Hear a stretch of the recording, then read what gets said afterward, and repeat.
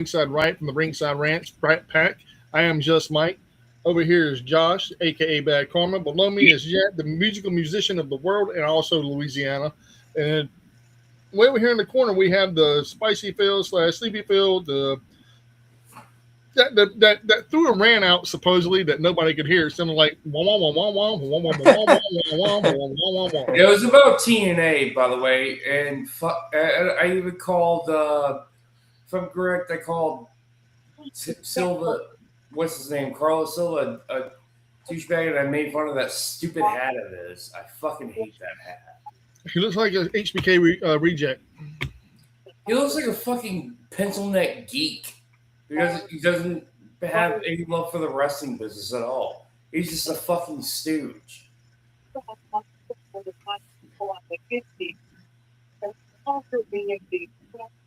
Is that Monica? No, I'm still watching Raw. Raw's still on. Oh, I'm sorry. So CM Punk and Roman Reigns going at it right now. They're still going at it? Okay, well, anyways, like, for those who missed my spicy take, I'm gonna have to do some more testing, but I did some improvements to the spicy cave. The spicy cave. The spicy cave. Yes. You're gonna rip me off now? I call that the hibernation chamber. There you go. Yeah, you got decorations. Now you need to fill out the room so you know echo. You put some buy some egg cartons.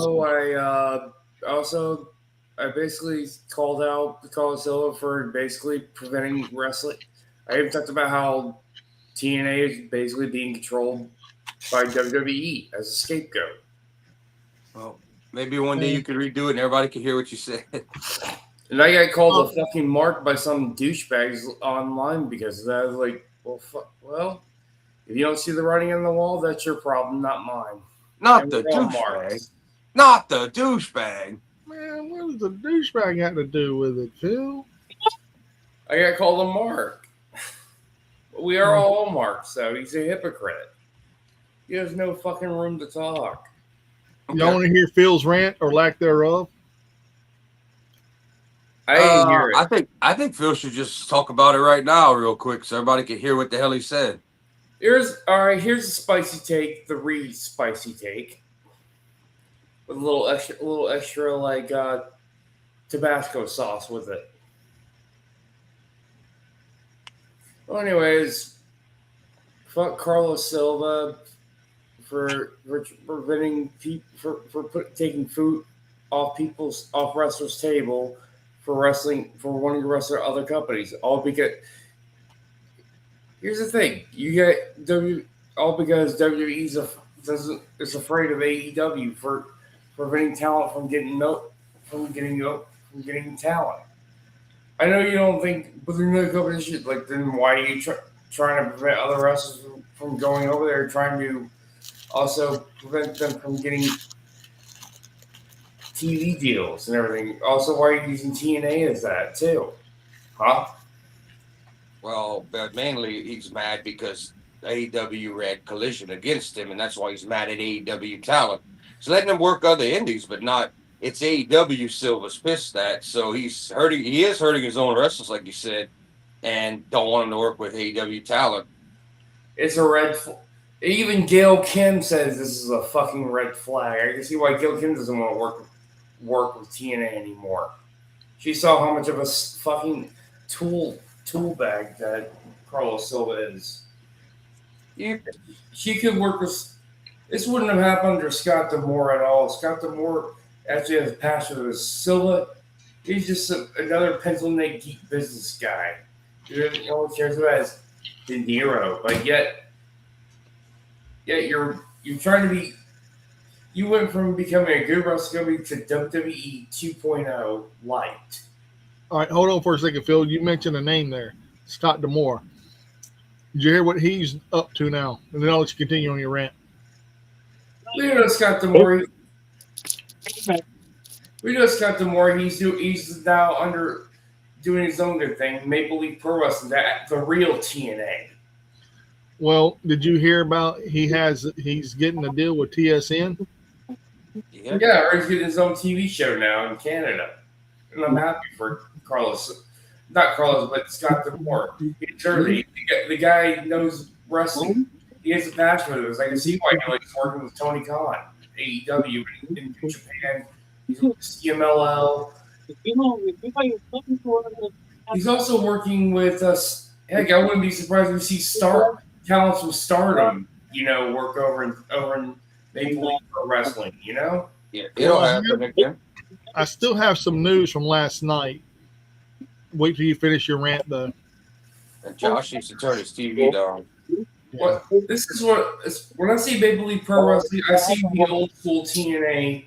And I even love that Global Wars pay-per-view they did.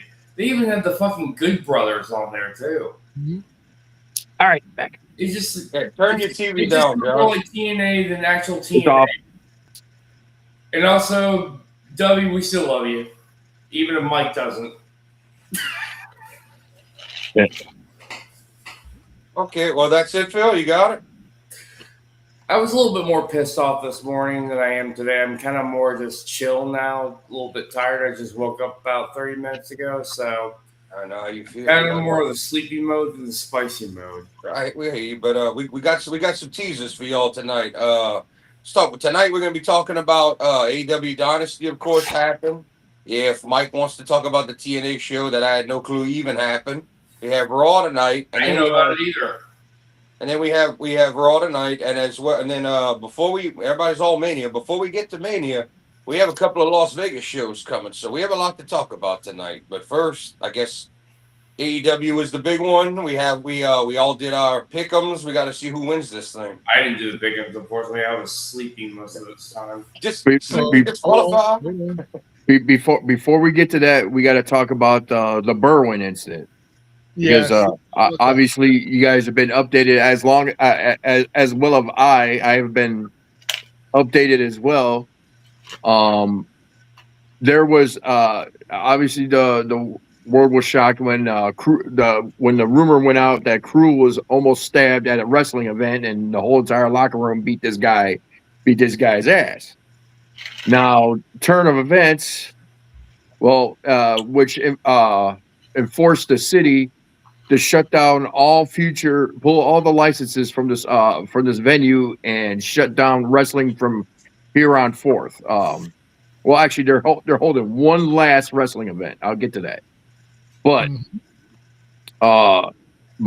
as over the weekend, more news came out because of people who were actually there, and actually, a buddy of mine sent me 2 videos, like really close up fan filming it right when it happened. There was no knife. Basically, what the situation that happened is that the fan was belligerent drunk, getting in Cruel's face. I'm sorry, you don't get in front of that man's face and talk shit, and not anything to expect to happen. And basically, Cruel just started whooping his ass. I guess the whole entire locker room was tired of this guy's shit, and the whole entire locker room just beat his ass. And they just basically the thing was they made up the rumor that the guy had a knife. The guy did not have a knife. He was just an asshole that got a hard lesson, but that hard lesson kind of fucked everything up for this venue that's been hosting wrestling events for probably over 20 years. Mm-hmm. So, well, I got a question for you. If they prove that there was no weapon, no knife, can't they reverse the call on the athletics commission or whoever the board is for them to have competitive, combat sports? Can that be reversed? I'm not totally sure of all the politics that's going on with that. But from what I know is that all their licenses got pulled. They're holding one last wrestling event, the 24th. It's AAW, I think it is. Is it AEW? I think it's AAW or AWW, something like that. And I was like looking into it. I was like thinking, hey, maybe I should grab a ticket and go watch this last event. Already sold out.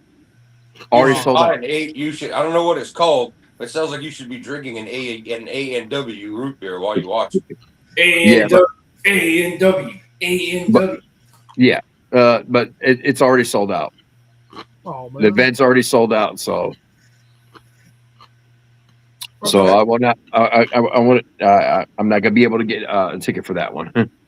All right, well, they're going to hold one more event, and I guess they're going to see if there was no weapon, no knife. They're going to see if they can reverse this call. But we'll keep y'all updated as we find out things about it. But And by the way, hit that like button and subscribe to our channel. That's right. Hello, chat coming in. Welcome, everybody. Smash that like button. Y'all know the routine. But we have AEW, WWE, and then a couple of events coming up live in Vegas before Mania. We got a lot to talk about tonight. Yeah. So that's the update on the 9th incident, and from what I'm hearing, that a lot of people, a lot of promoters, are pulling Cruel off their bookings because of this. No, they're not pulling him. Oh, GCW is absolutely pissed. Ooh. Lauderdale, was it Brett Lauderdale? Lauderdale. He's absolutely pissed that he lost that show. And he had an upcoming show with Cruel on it, and he said, "You know what? No, I don't want him on my show." He pulled him off the show. A good thing to point at, and this goes, we kind of were talking about old school wrestling the other day versus how the business is run today. Even when we were at TNA, and we could tell a couple of the people working for the company were getting pissed, and we would just mind heckling and saying shit. Sorry about that, Tyler.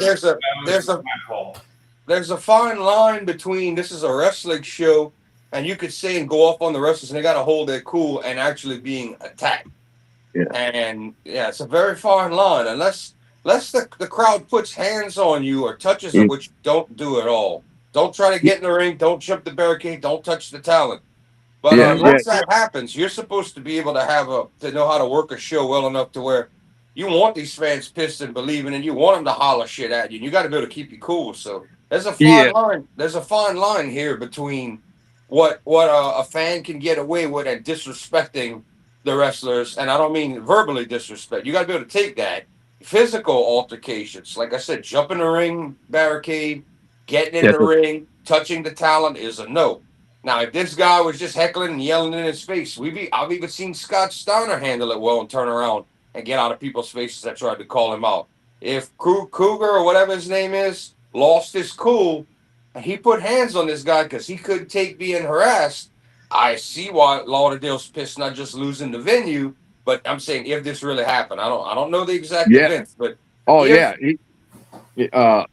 to cut you off, Jordan.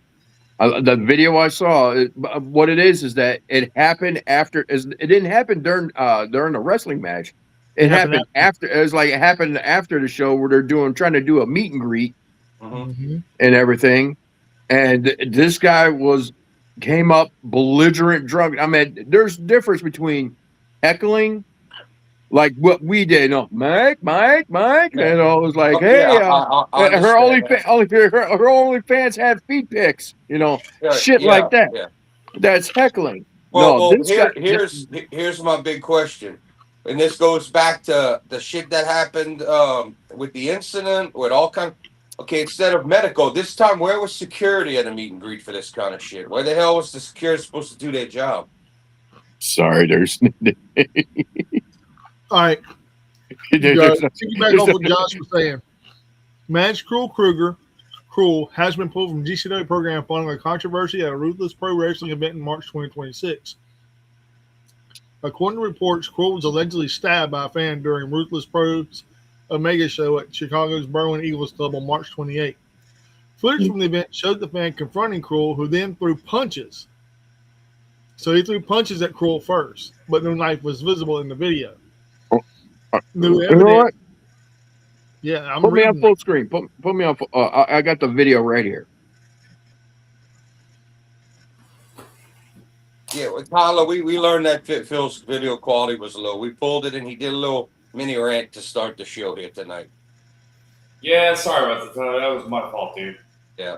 Josh, Can't see nothing. you expect us to be able to see this? Mike, pull it up on your screen. All right, there we go. There's heckling. There's your boy and all of that. There's scrapping, all of that. Yeah. My He question threw the remains first the punch. same. He threw the first punch, Josh. My question remains the same. Where is security for a meet and greet? There is none in one of these. Well, you reap what you sow. If you too poor to put on a proper wrestling company and have EMTs, just like that horrible thing we saw at the OVW. Was it OVW? Yeah. You don't have EMTs and emergency people when people get hurt, and you don't have the proper staff and security in line to handle these. You inviting this kind of shit. So it's not 1998, and it's not the days of ECW anymore. Yeah, and lawsuits and shit fly. Yeah, So, I mean the security there are probably maybe some off-duty cops. That's about it, or some guy that gave him 20, some homeless guy that gave him $20. Yeah, but here's what's been read.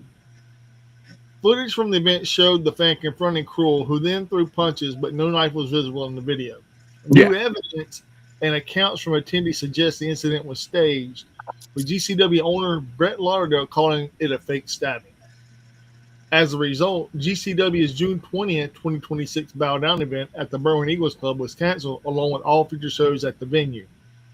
Cruel was also removed from a no-rope barbed wire match at GCW's MDK Fight Club show on April 16, 2026, with Dr. Reed replacing him. The controversy has had ripple effects. The venue's closure means GCW can no longer host events there, and Cruel's name has been removed from upcoming GCW match listings. While no formal suspension has been announced, his absence from GCW's current schedule is clear. Wow. So it's not just the venue. Kruger has been suspended. Well, not suspended, but kind of blacklisted. Yeah, especially from GCW. That fool ended up shooting himself in the foot. Well, what I'm saying is, if they pulled him from upcoming GCW events, not just at the building, they kind of punished him. They're giving him a suspension here. Ooh. Well, that and all the wrestlers that were involved with it too. It was not just Cruel's a good wrestler. It was not just him. It was the whole entire locker room beating this guy's ass. Well, I mean, why wouldn't you joke when it's one of your guys and somebody's getting physical? It's kind of like you attack the pitcher on a mound in a baseball game, or you hit somebody's quarterback. The whole team's going to get rowdy. I don't blame the other talent, and then how the other talent wasn't supposed to know this dude was stabbed or what? They don't know. But this comes down to Cruel losing his cool and not de-escalating. And I know you got to look tough. You're the wrestlers. And we talked about this old school cowboy Bill Watts. You lose a fight in the bar and don't come to work the next day if you're a wrestler. But they should have had some kind of security. And then that's another thing that doesn't get me. A lot of these venues, to even be able to put on something like this, you have to buy police off. You have to buy the police. Just like y'all saw when we went to see TNA, they had a couple of guards at one door, a couple of guards. Anything would have went down, they'd have rushed the building. But you have to pay, like down here, it's about $900, $1,000 a pop each officer. And a lot of areas and towns, that's a regulation. You have to have officers. You have to have it. So I mean, maybe not show security, but it's kind of ridiculous that we didn't. Did y'all see a single officer or a single law person involved in this thing when it went down? No. All right, so I just Googled something. I Googled who threw the first punch, Cruel or fan at Berwyn.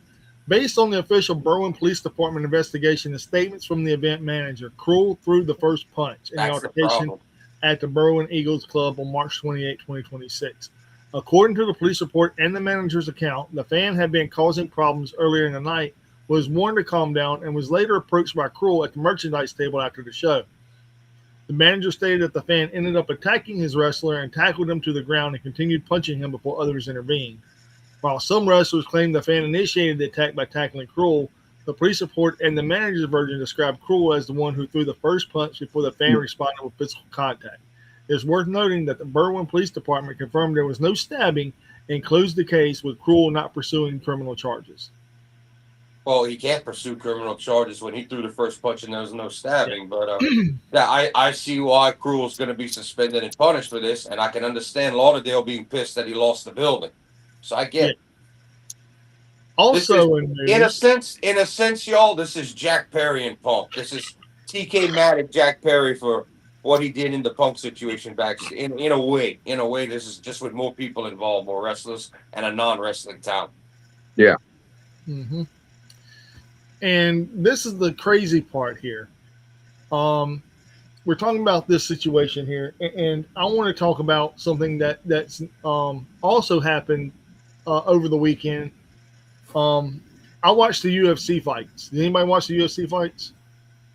No.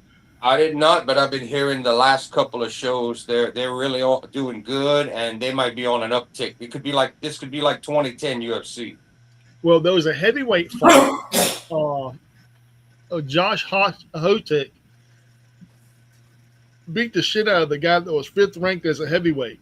He came to the ring as dressed as a wrestler. He looked like Jesse the Body Ventura, wearing the bandana on top of his head. The feathers? No feathers. Just wearing the bandana. He had the weird ass fanny pack and all kinds of shit. You watch UFC? Okay. And he got in the ring in the octagon, and the dude started beating the shit out of the 5th ranked fighter. I forget his name, Chris something Blades or something. I think his last name was Blades. And he's sitting there punching him, and Blades started punching him back, and he just started giving him the finger. And he was just like, okay, so Blades got pissed, started punching more, and he get hit a little bit, and then he started busting that face up, and then they gave him the finger again. Into round 1. I'm like, oh shit. Even the commentators are like, this guy's fucking crazy. Like, he's just taking these shots and he's hitting this guy, and whenever he hits back, he just gives him the finger. Like that's all you got. Second round, more the first. Every time a dude get a little button, he go. And then at the end of the fight, whenever Hotek won, he stays undefeated. He goes on a promo rant. He said, "We're in Miami, Senorita Mamacita," and he says some weird dumb shit. But then he goes, "I'm going to wear my dirty shoes in your house." Yeah. Curtis Blades. "I'm wearing my dirty shoes in your house just so I can say, fuck your couch."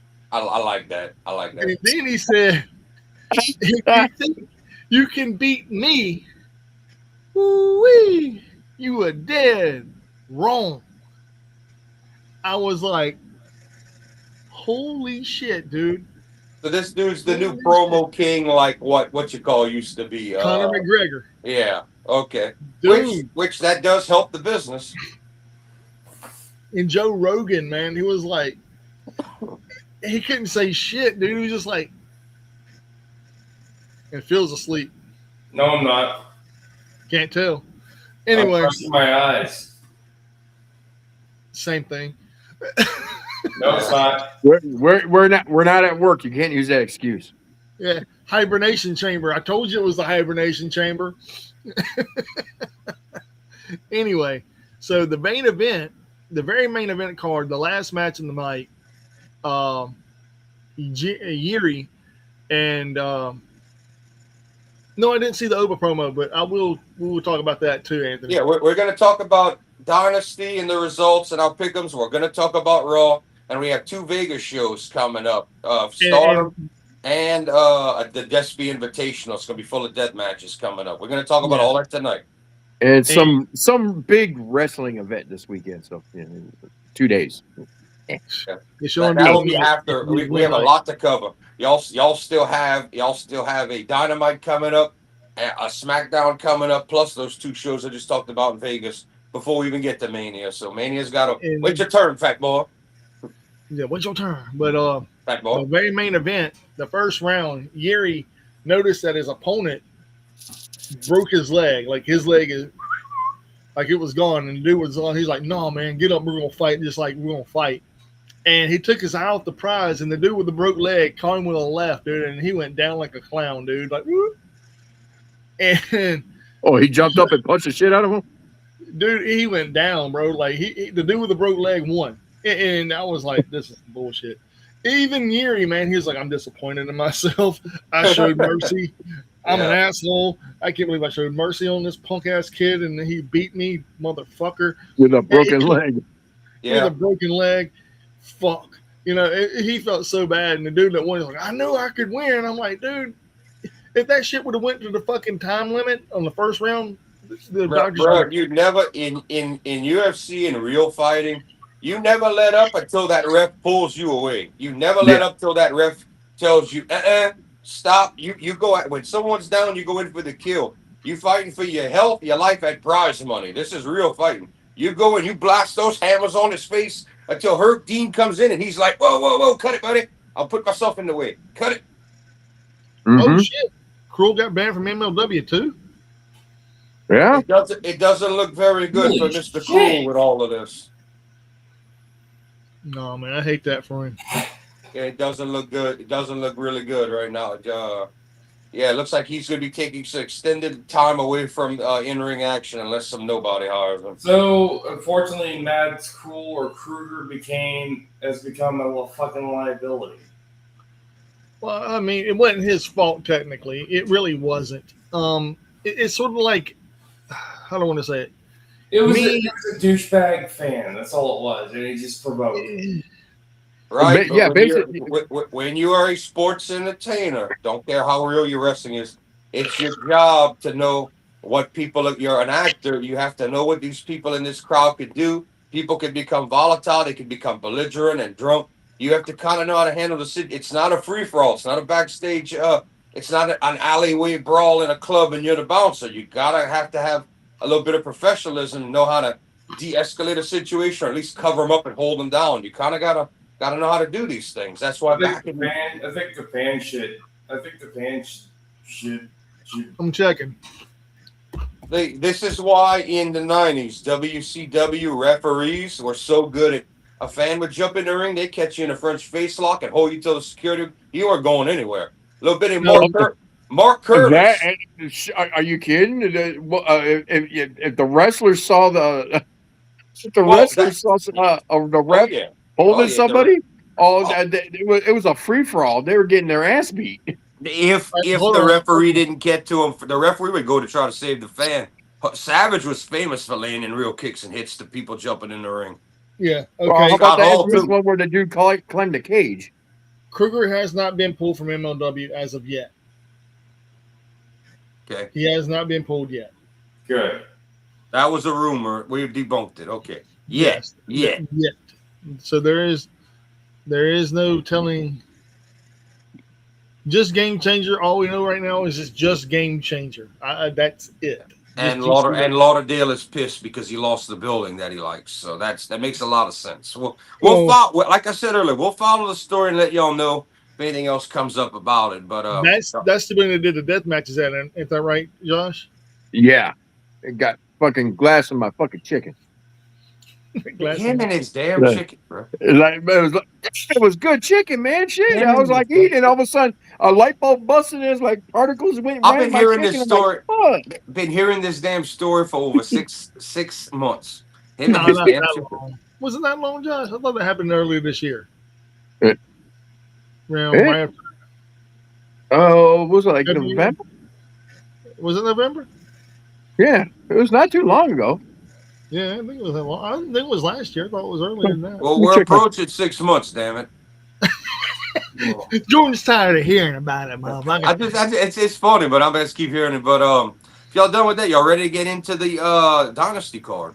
Hold on before we go there. I want to talk about something that happened over the weekend as well that y'all probably didn't know about.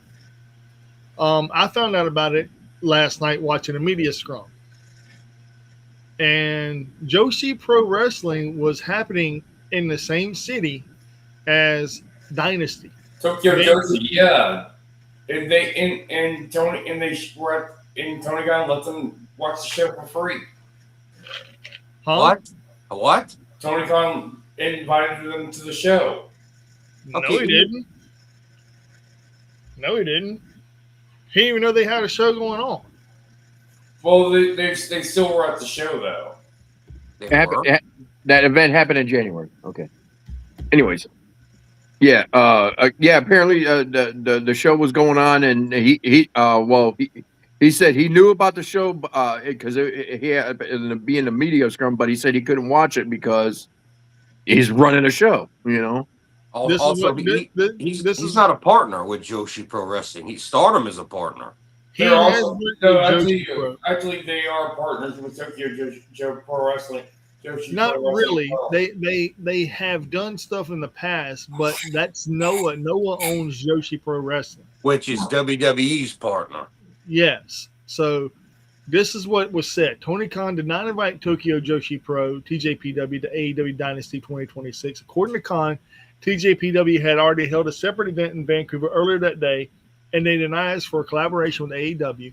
Khan said he would have been 100% willing to help if they had asked, but since they didn't, there was no official invitation or booking for TJPW talent at Dynasty. Yeah, that makes me wonder though. It maybe even if he'd have been cool with them, would Stardom have got upset as their opponent? Would Stardom have gotten upset about that when we know that Stardom is official partners in the bigger scale of things? That's New Japan's little sister. That is a pure partnership, 100% with Tony Khan, just like CMLL is. Yeah. I think he said that just to. Yeah, They're like, it'd be like, it's like, yeah, if I would have known, I would have invited him, but it was like, yeah. He wanted to be. He was doing media, trying to look friendly, not trying to be. Or anybody's welcome in case he could grab a talent. I think he said that to save face and make everything look good. Yeah. I don't think he meant that because I don't think he legally could be involved with them because that's direct. That would be like if Tony Khan invited He didn't AAA want right to in. bury them at all. This would be like if Tony Khan invited AAA in the door while we have the New Japan CMLL partnership. CMLL would not be thrilled if AAA was invited into AAA is owned by WWE, which they couldn't. Exactly, and Joshi Pro is partner, and all of that is on the other side of AEW. Tony Khan. Actually, TJPW does some things with AEW, like DDT as well, since TJPW and DDT are together and everything. But DDT is not owned by Noah. DDT is its own separate entity. And Tony Khan said he would rather work with DDT because he has people that have been there, Omega, Takeshita, and therefore going forth with that. He said, however, he has done stuff with TJPW in the past, and that was before they signed their agreement with WWE, which is they're owned by Noah. Noah is that whole promotion. Noah owns TJPW just like Bushiroad owns NJPW and Stardom. Yes, so this was in the past. Mm-hmm. This is like saying you team with Ring of Honor. Ring of Honor is not the same Ring of Honor anymore. No. Yeah, no. Ring of Honor is an AEW product now, just like TJPW is with Noah, and which is all the partnership with WWE to a point. Yes. I thought Marigold's the same thing, but they're more like Marigold's its own thing, dude. Yeah, Marigold does more stuff than they work with WWE. Who doesn't want to work? New Japan wanted a WWE deal. New Japan wanted to work with WWE back in 17 and 18. Vince didn't want. Gato wanted it. Just imagine how different the wrestling landscape. I don't think there would be an AEW, a successful AEW, if New Japan and WWE would be partners. I don't think you could pull it off. It wouldn't even work out because WWE would probably fuck New Japan over just like that. Oh, that's no different than what they're getting now. Yeah, I mean, dude. But anyway, it's 10 times worse. Anyway, so I did some research about ticket sales and this, that, and the other. And Rebellion happened Saturday at Wolfstein Center at CSU at Cleveland, Ohio. They sold 3,000. Huh? How small was it? The arena was 13,610. That's the capacity, 13,610. Now, did they sell 3,000? They sold 3,929. Damn, I missed it only by 900 and something. Yeah. Now, the TJPW show that happened on Saturday, they sold 400 tickets. No advertisement. Mm-mm. And the PFL, which is Professional Fighters League, I think.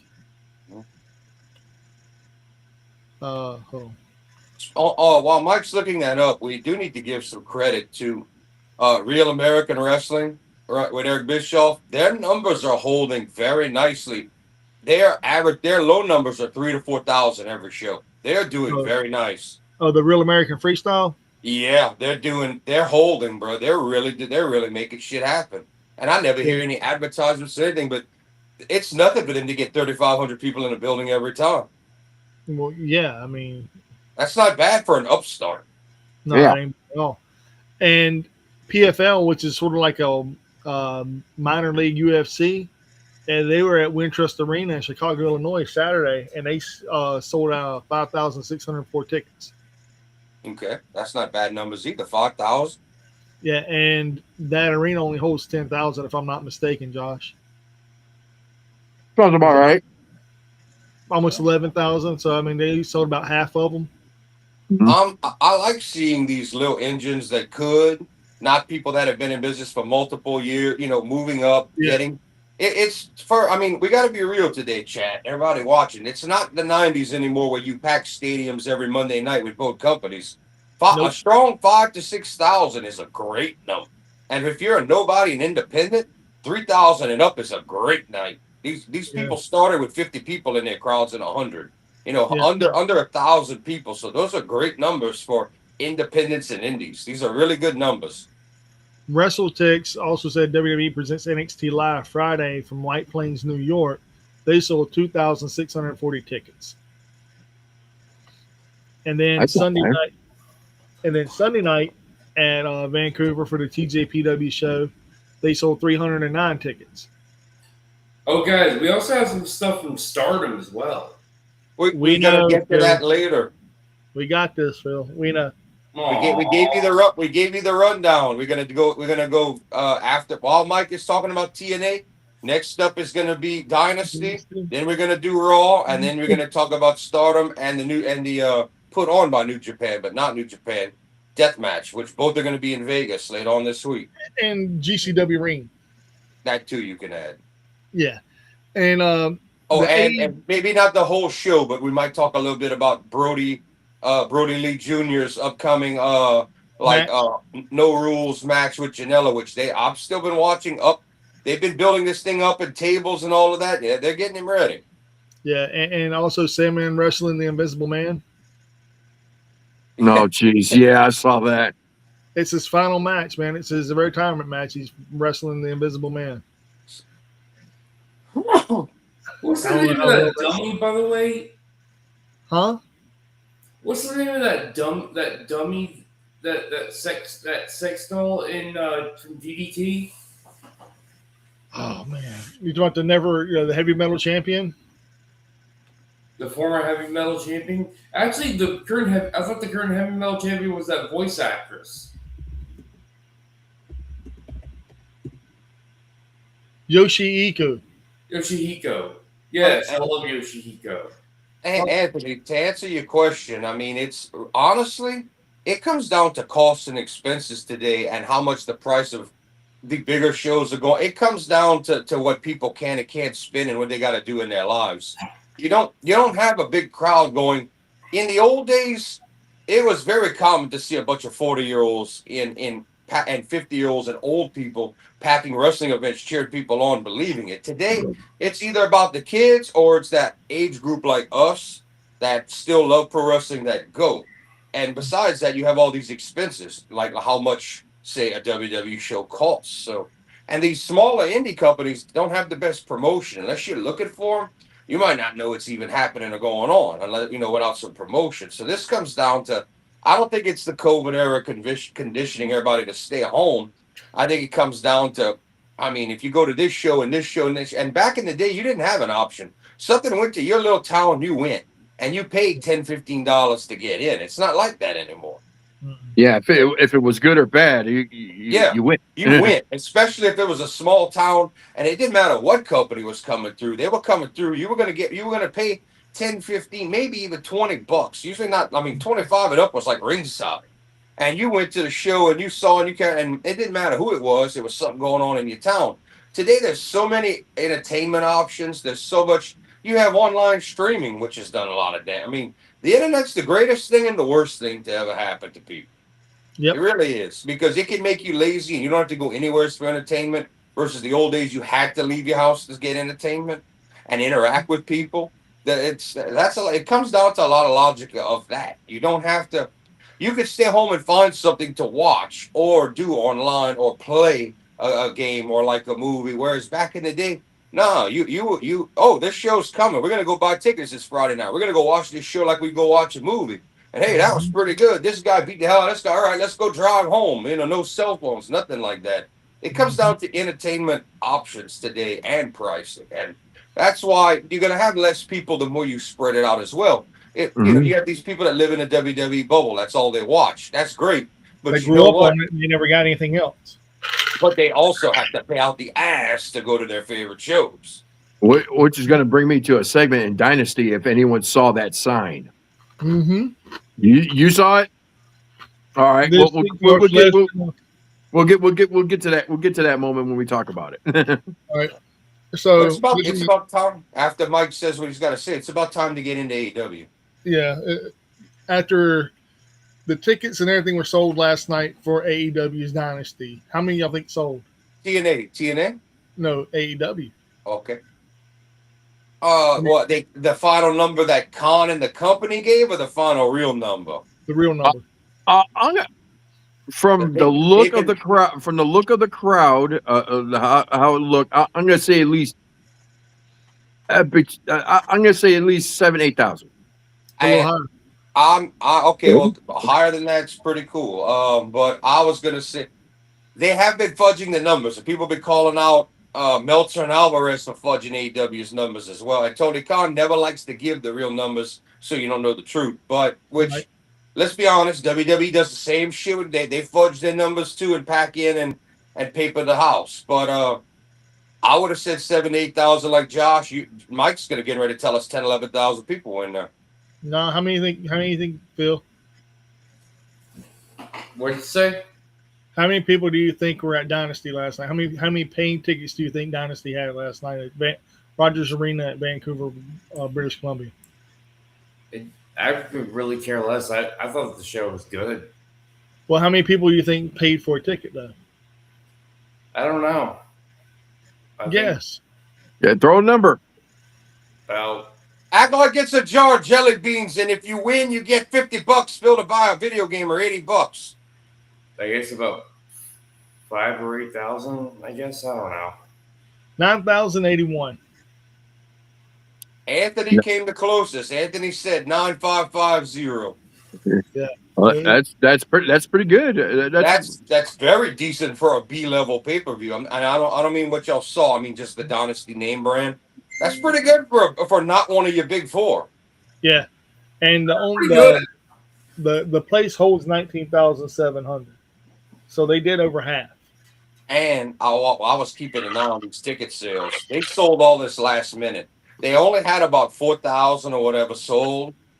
Everybody went run last minute and get tickets. So they ended up doing, even though it's half the building, they technically did all right.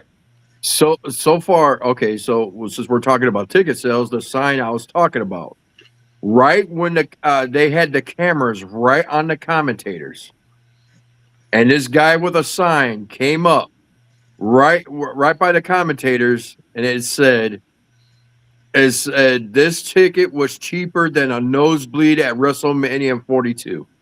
Yeah,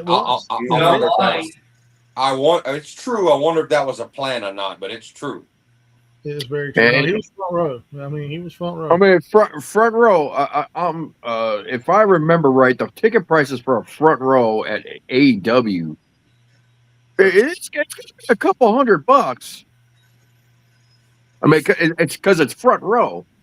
But anywhere else, it's like you could probably get a good, decent ticket for like $60 at a pay-per-view. Like from the photos from when I went to Revolution. Yeah, you can say good or bad things about him, but Vince actually did, when he had the company, he actually did price it closer to this. It's TKO took over and decided to jack prices sky high, but. And they attribute that to Vince saying, well, I want him to bring the whole family. More people in the building's good, and more money you spend on merch is good. And technically that was a good model. TKO just, and I'm gonna tell you who I'm blaming. I'm looking right at you, Taylor Efford Swift. It's her fault and the greedy people behind her. These $500 concert tickets, making these kids go pay it. They're ruining the entire business of entertainment and what people are willing to pay to see shit. It's fucked everything up. It's fucked everything up. That's why TKO and now sporting events have jacked their price. You can't do that to entertainment. Eventually, people are gonna say, they're gonna do like me. Fuck you. I'm not going to none of your shit. You don't do that. And that's why I haven't paid for a pay-per-view since '97. Yeah. Now, Well, technically, you paid for that one when we were in New Orleans. Well, we bought a ticket. There's a difference. there's a big difference. You, There's a big Josh, you broke your vow. No, no. Yep. What do you mean, Phil? He don't want to pat. Never mind. Anthony, go to sleep, Phil. Anthony, I watched people talking about this weekly about a dynasty and the ticket sales, and everybody they were like, "There's no way this is selling out." They're like, WWE could go up there to Vancouver and sell out. They were like, AEW is going to struggle, but they at least got to half the build. The smart people were saying AEW does well if they can sell half the building, and that's kind of what they did. So they kind of mission achieved, but we knew they weren't going to sell out. I didn't see anybody, maybe their own people, thinking they were going to sell out, but the real people analyzing, doing podcasts, everybody's like, they pray for 8,000 or 9,000, and that's pretty much what you got. It looked pretty packed from what I'm gathering, the way it looked, because they had second balcony, but you couldn't see in that second balcony. So what I'm thinking, they upgraded some people's seats. Probably. Which I'm not opposed to, but either way, from the I could tell you this, that crowd was a lot better than the TNA crowd. Oh, of course, Oh, you yeah. had more people Yeah, too. dude. You had better talent, more people in the crowd, bigger names, people that come from multiple backgrounds and companies. That AEW crowd should have been hot for that shit. You gotta love the sickos. All right. I don't have to love. I ain't gotta love anybody. All I gotta do is be white and die. But anyway, good on AEW for making some money, making some moves.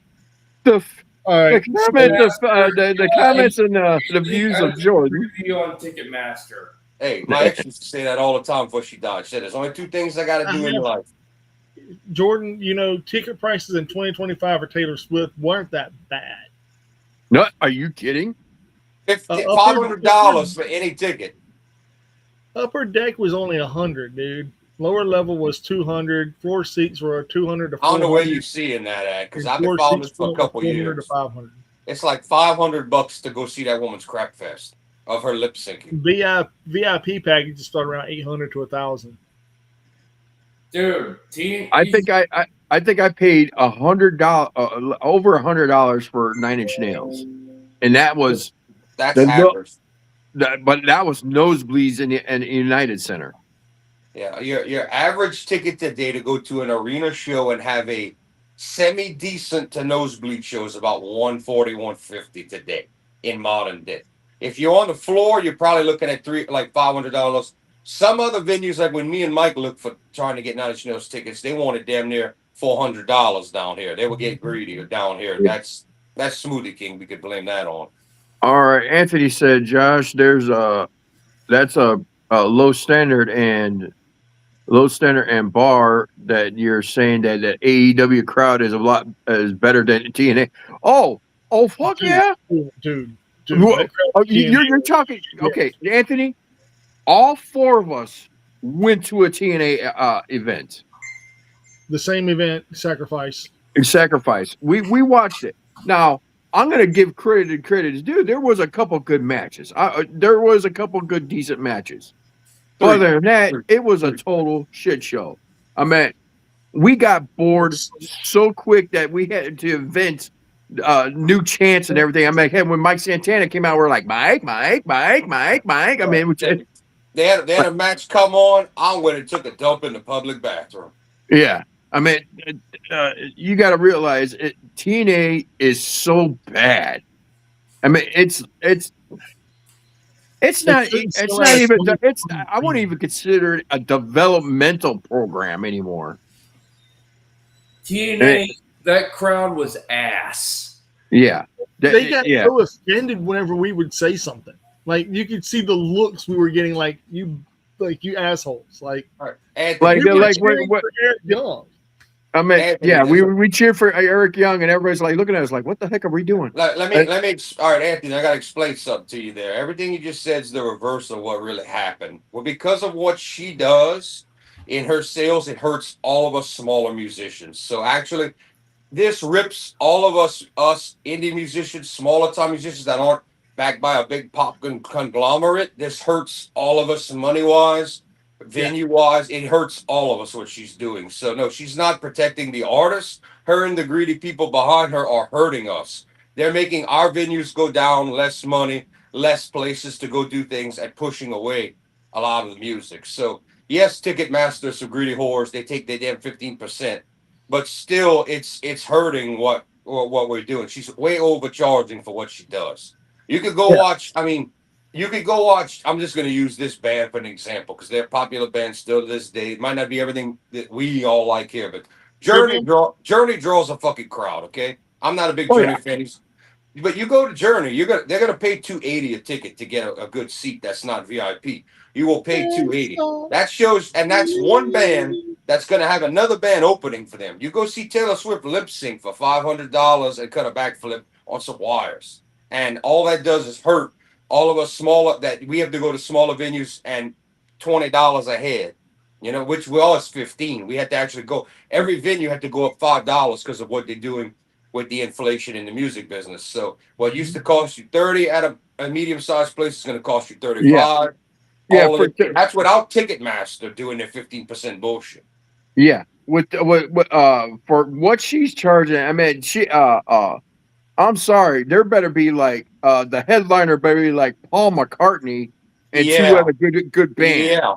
That's a $500 ticket. Which, by the way, not even a $500 ticket to see a Paul McCartney or a Robert Plant is not even $500. I know some people that just went to both of those guys' shows. Not even around you're looking at around $250.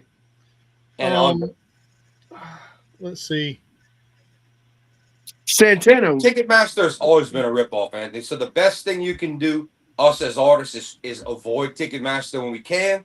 But these larger arenas, they force you to, just like you're forced that they have their own drinks and alcohol and food sales, and you get none of that.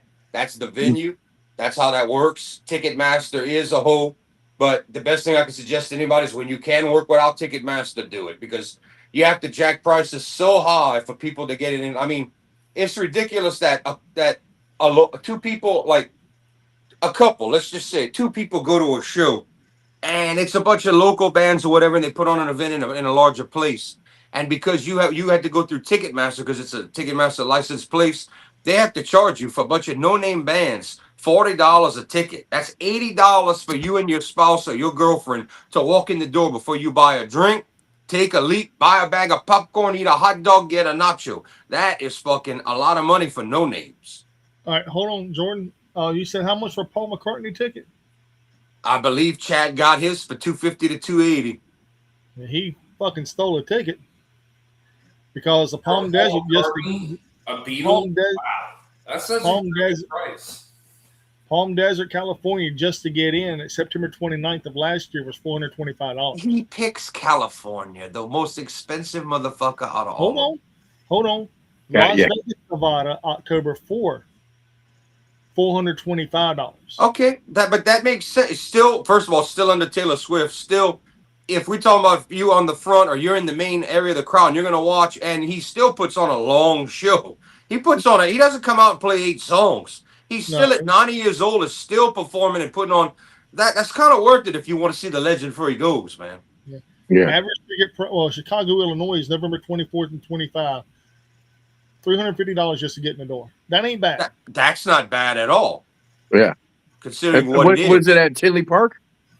It didn't say. Or is it? Well, no, he probably won't do outside venues, so that's probably like United Center or something. the other thing you have to consider with a guy like him at his age is he's not going to do a full blast every night world tour. He's going to hit 10, 12, 15 dates in the US probably and then go on to somewhere else. So you're going to have to travel. You're going to have to go to your most convenient place to see him. Like my state won't have it. Next door, maybe Texas might, maybe upstate, but not in my state. They're not going to have it. So it comes down to demand and what you're willing to see and what you're willing to pay. But still, he's done earned his name for the last 50 plus years. He's not walking the park Taylor Swift. Yeah. Average ticket price. Lip syncing. Average ticket price for top tier seat to go see Paul McCartney. A top tier seat was $1,989.31. But that's all the perks, VIP. You get to sit down. All that's as good as you can get. Yes. And if we be fair, over 10 years ago, VIP or the main section you want to sit in, that was a $500 for anybody. I don't care if it was Rush, if it was Black Sabbath. You could pay $100 to see the band on level 1, or to $140, or you drop your $500 and you're in the front. But so I don't know. Whenever I went to see Tech Nine and ICP, and I paid the VIP, mine was only $115 to $120. Yeah, but that's Tech Nine and Yeah, ICP. that's Tech Nine and ICP. Okay, Yeah, that's not the Eagles, bro. All right. Yeah, I mean, you're going to pay. These are probably the ones you got to pay high price. You're going to pay high price for Paul McCartney. You're going to pay. You're probably going to pay a little bit for like Journey, because Journey sells out. I found they were overpriced at $280, but go ahead. Yeah, but you know what I mean. Who is it? Rush. Once Rush gets back on the tour, we looked. They're high as giraffe nuts. These new prices. Yeah. And Rush was always known for being one of the more affordable. Robert Plant. Hold on. Journey's Final Frontier tour can go from $50 to $200. Okay, that's kind of decent. So, and I know Iron Maiden. Oh, that's like Maine's tickets are not that bad, dude. Yeah, the Maine's tickets are not that bad, but I'm trying to think of Santana. Santana's another high-profile one. Oh, you want to name like not pop acts, but like rock acts that have high. I mean, you go try to see Motley Crue. They're gonna charge you out the ass for them to barely play an hour and a half. Metallica's getting up. Oh man, Metallica is. Yeah, Metallica's outrageous now. I'll admit that. Now Motley Crue, man, I wouldn't pay if it was 20 years ago. Motley Crue. If it was 20 years ago where fucking Vince Neil wasn't having an asthma attack on fucking stage, then yeah, I would have gone pay him. Now, no. I don't want to hear, yo, yeah. 10 years ago, those tickets were $200 something a pop. Oh, like I said, you know what I paid for Metallica tickets when I saw them in the, which is now the Speaking Center? I paid like $65 for it. That was 2004. Around those, like I was going to tell you. Around those years, yeah, and into the 2010s, Metallica wasn't that high price. My old singer went to see them with the sword for like 100 or 100 or less in Lafayette. All three of them. Let's see. Now I seen Metallica recently, and my dumbass was one of the ones that bought the fucking 2-day ticket at Soldier Field. Well, I got conned into this damn ticket. $500, over $500 to be on the floor of Soldier Field. Now I don't know if I told the story on here. I told you guys, but I don't know if I told the story on here. And this was the time where it was like year and a half I had to wait for this show. And by the time that was coming up, I just had foot surgery. So I had to go in there and on a cane, just fresh out of surgery, just to go see the show. I tried to get a handicapped space. And they said, like, no, we don't got a section. I'm like, oh, motherfucker, yes, you do. You lazy ass fucking security. Yeah, I had a horrible time. Is like then this $500 ticket that I paid. All I got to see was a bunch of heads, just the top of the stage in a distance. That's the $500 pit / floor. That's what it was 10 years ago, man. And I yelled at my friend. I said, "Don't you?" My friend that got me this ticket. I said, And I was like, don't you ever get me a ticket like that again. I said, we are 40 plus. Get me a goddamn seat. Yeah, it's stand up. It's in the. I mean, you figure you want to rock like the old days, but not after you come out of foot surgery. And the other thing is, unless you fight to get to the front of that barricade, you ain't Yeah. seeing jack shit. You might No. be pissing on somebody's foot. Yeah. Oh, yeah. Yeah. And I was totally mad. I was like, I was so pissed that I didn't even go to the second day. I don't blame you. I don't blame you. Right. But yeah, Here's another thing. Fuck WWE for not booking Oscar versus Io Sky for WrestleMania. Instead, they want to get these YouTube celebrities like Ice Show Speed. No offense to what's his face Jelly Roll. Like, what the fuck are you doing? This is like one of the best stories you got, and you're throwing the fuck away. Well, we're gonna get to WWE, but we need to finally. We've talked about subjects of ticket prices and reality. We need to get into that. We need to get into Dynasty. Dynasty. All right, let's get into Dynasty. And All Mike right. has the list. Let's see how we did, and let's see what We happened. did terrible. Because nobody had anything right. I'm going to be honest with y'all. Everything was god awful. I'm pulling up the list now, and I'll go through it with everybody. And we could go through the matches and results too. Oh, yeah, we're going to do that. I'm pulling up here. The very first match on the card, I'm going to go to 0 hour, what we have pulled up. Marina I think we Shafir. only had one match. Well, yeah, that's all match we pulled up was Marina Shafir versus Alex Windsor. Alex Windsor won. That was the only thing that everybody got right besides Jordan. He picked Marina Shafir. And she lost Yeah, to who? Alex Windsor. Okay. Oh, sorry, so they gave her a win right away. Okay. Yeah, and then the It opener. pays to take dick from Will Ospreay, yo. Will you fucking stop? No, I won't. I'm just getting started. That's the pre-show. And then we're going to skip the rest of it. She's part of the Brawling Birds. They're a great tag team. We're going to skip the rest of the pre-show because it was not worth mentioning. Josh could tell you he had some wonderful bird at that wrestling show. It even had glass in it. Young Bucks and Okada and Takeshita open up Dynasty. And everybody has that wrong. Well, everybody had it right. I'm sorry. Everybody got that one with the win. The Bucks win. Bucks win. Yeah, but what's up? Because Takeshita screwed Okada. I was shocked about this because I thought it was going to be the other way. I thought that Takeshita, like Okada, was going to walk away from Takeshita and leave him high and dry and drive him to that. No, Takeshita left Okada to his fate, right? Yeah. Well, kinda. What happened? How it started. How it started is in the beginning of it when it first started breaking down. Okada went after Takeshita first. They just started beating the shit out of each other, and then the Bucks were like, okay, we can win this, and then they're like, nope, they beat the shit out of the Bucks. Well, in the middle of the match, I say about 3/4 away of the match, Takeshita went for a knee strike against Young Bucks, and he missed, and he hit Okada. And he was like, oh, shit, I'm sorry. He went over to Okada, and he got rolled up for a pin, 1-2, and he kicked out.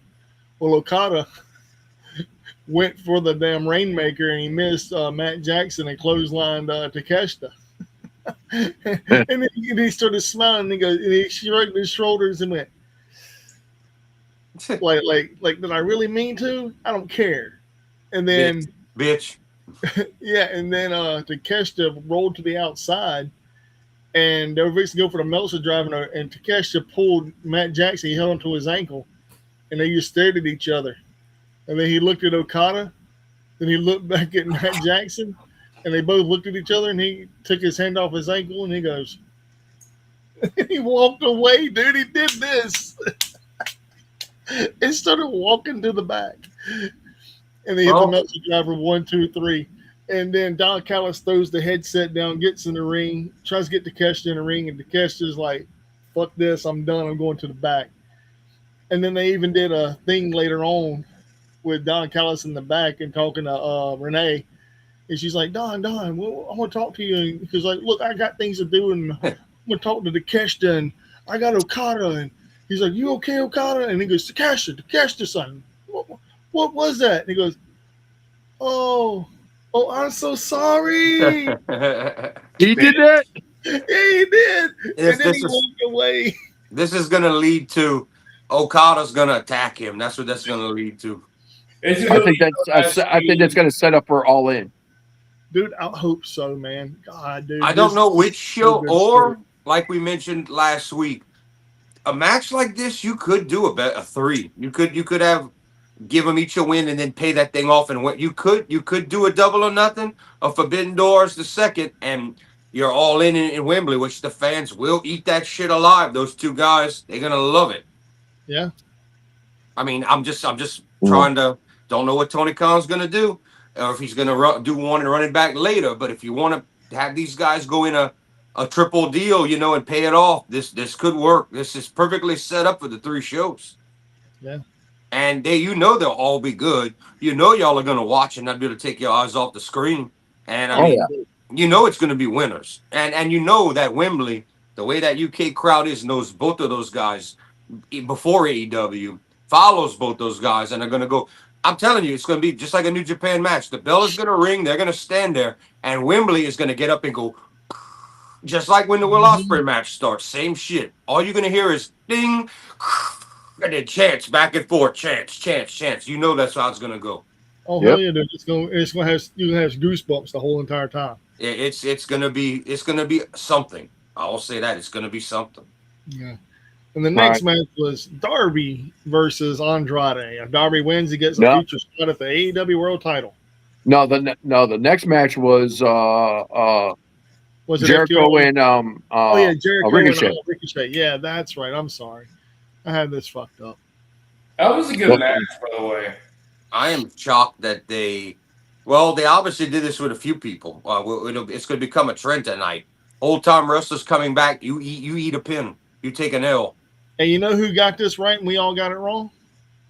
Me? You. Nope. Anthony got it right. Ricochet really? won. Yeah, Ricochet won. Blood too. He deserves it. Phil didn't go for Ricochet? No, we all went. He didn't pick. That's true. Yeah. Phil didn't ever give me no picks, man. He would have picked Ricochet. So yeah. So Jericho returns. Jericho returns to take an L, which is good, man. He's putting over the younger talent. That's I'm not griping about it. That's the one thing I said that Tony Khan needed to start doing. I just didn't think we're going to get them all on one card, and we're going to get to the other one. I'm going to talk about that as we get there. And dude, I couldn't believe all the old timers took L's. Even that's what he needs to do, but I just didn't think it was going to happen on their returns. I thought he was going to make them look strong to where they put over some talent in the next few months. I didn't think he was going to give them all L's on return. I didn't think that was going to happen. It was crazy. Then the next match I think was it FTR and Edge and Cope? Speaking of old timers, classic legendary wrestlers coming back. Yeah. It was FTR versus Edge and Christian. Yeah. And that match was really good, man. They busted open Edge the hard way, dude. Oh, yeah. Right with the title belt. Yeah, hit him hard, bro. Busted him right there in the face, and blood went everywhere immediately. Oh, yeah. I seen that. I was like, oh, dear God. Yeah, they opened up with a title, like old school style. Like, ooh. Yeah, and, dude, and Edge looked strong in that match. Christian looked weak. I wonder why they did that. There's a reason. I don't know, man. They also had Christian come out there with a freaking brace on his left arm. Like is it Anthony that keeps saying when will Edge go heel on Christian since it happened the other way already? Is that Anthony that's been saying that? Yeah. He might be onto something here. He might. Yeah. I wouldn't do it yet. And you know what? He's the only one that got this one right too. Well, Anthony's knocking him out over here in AEW. What that FTR because we all picked Edge and Christian. Yeah, we all picked Edge and Christian like dumbasses.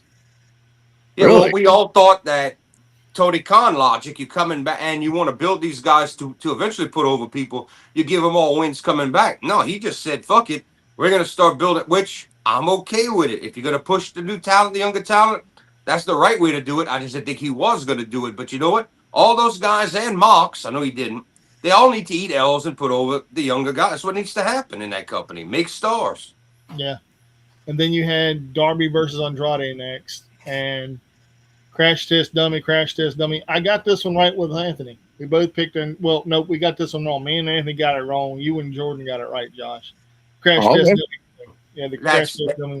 and it's sad that this had to happen to Andrade, who they building up, who could be Oh man, a good talent.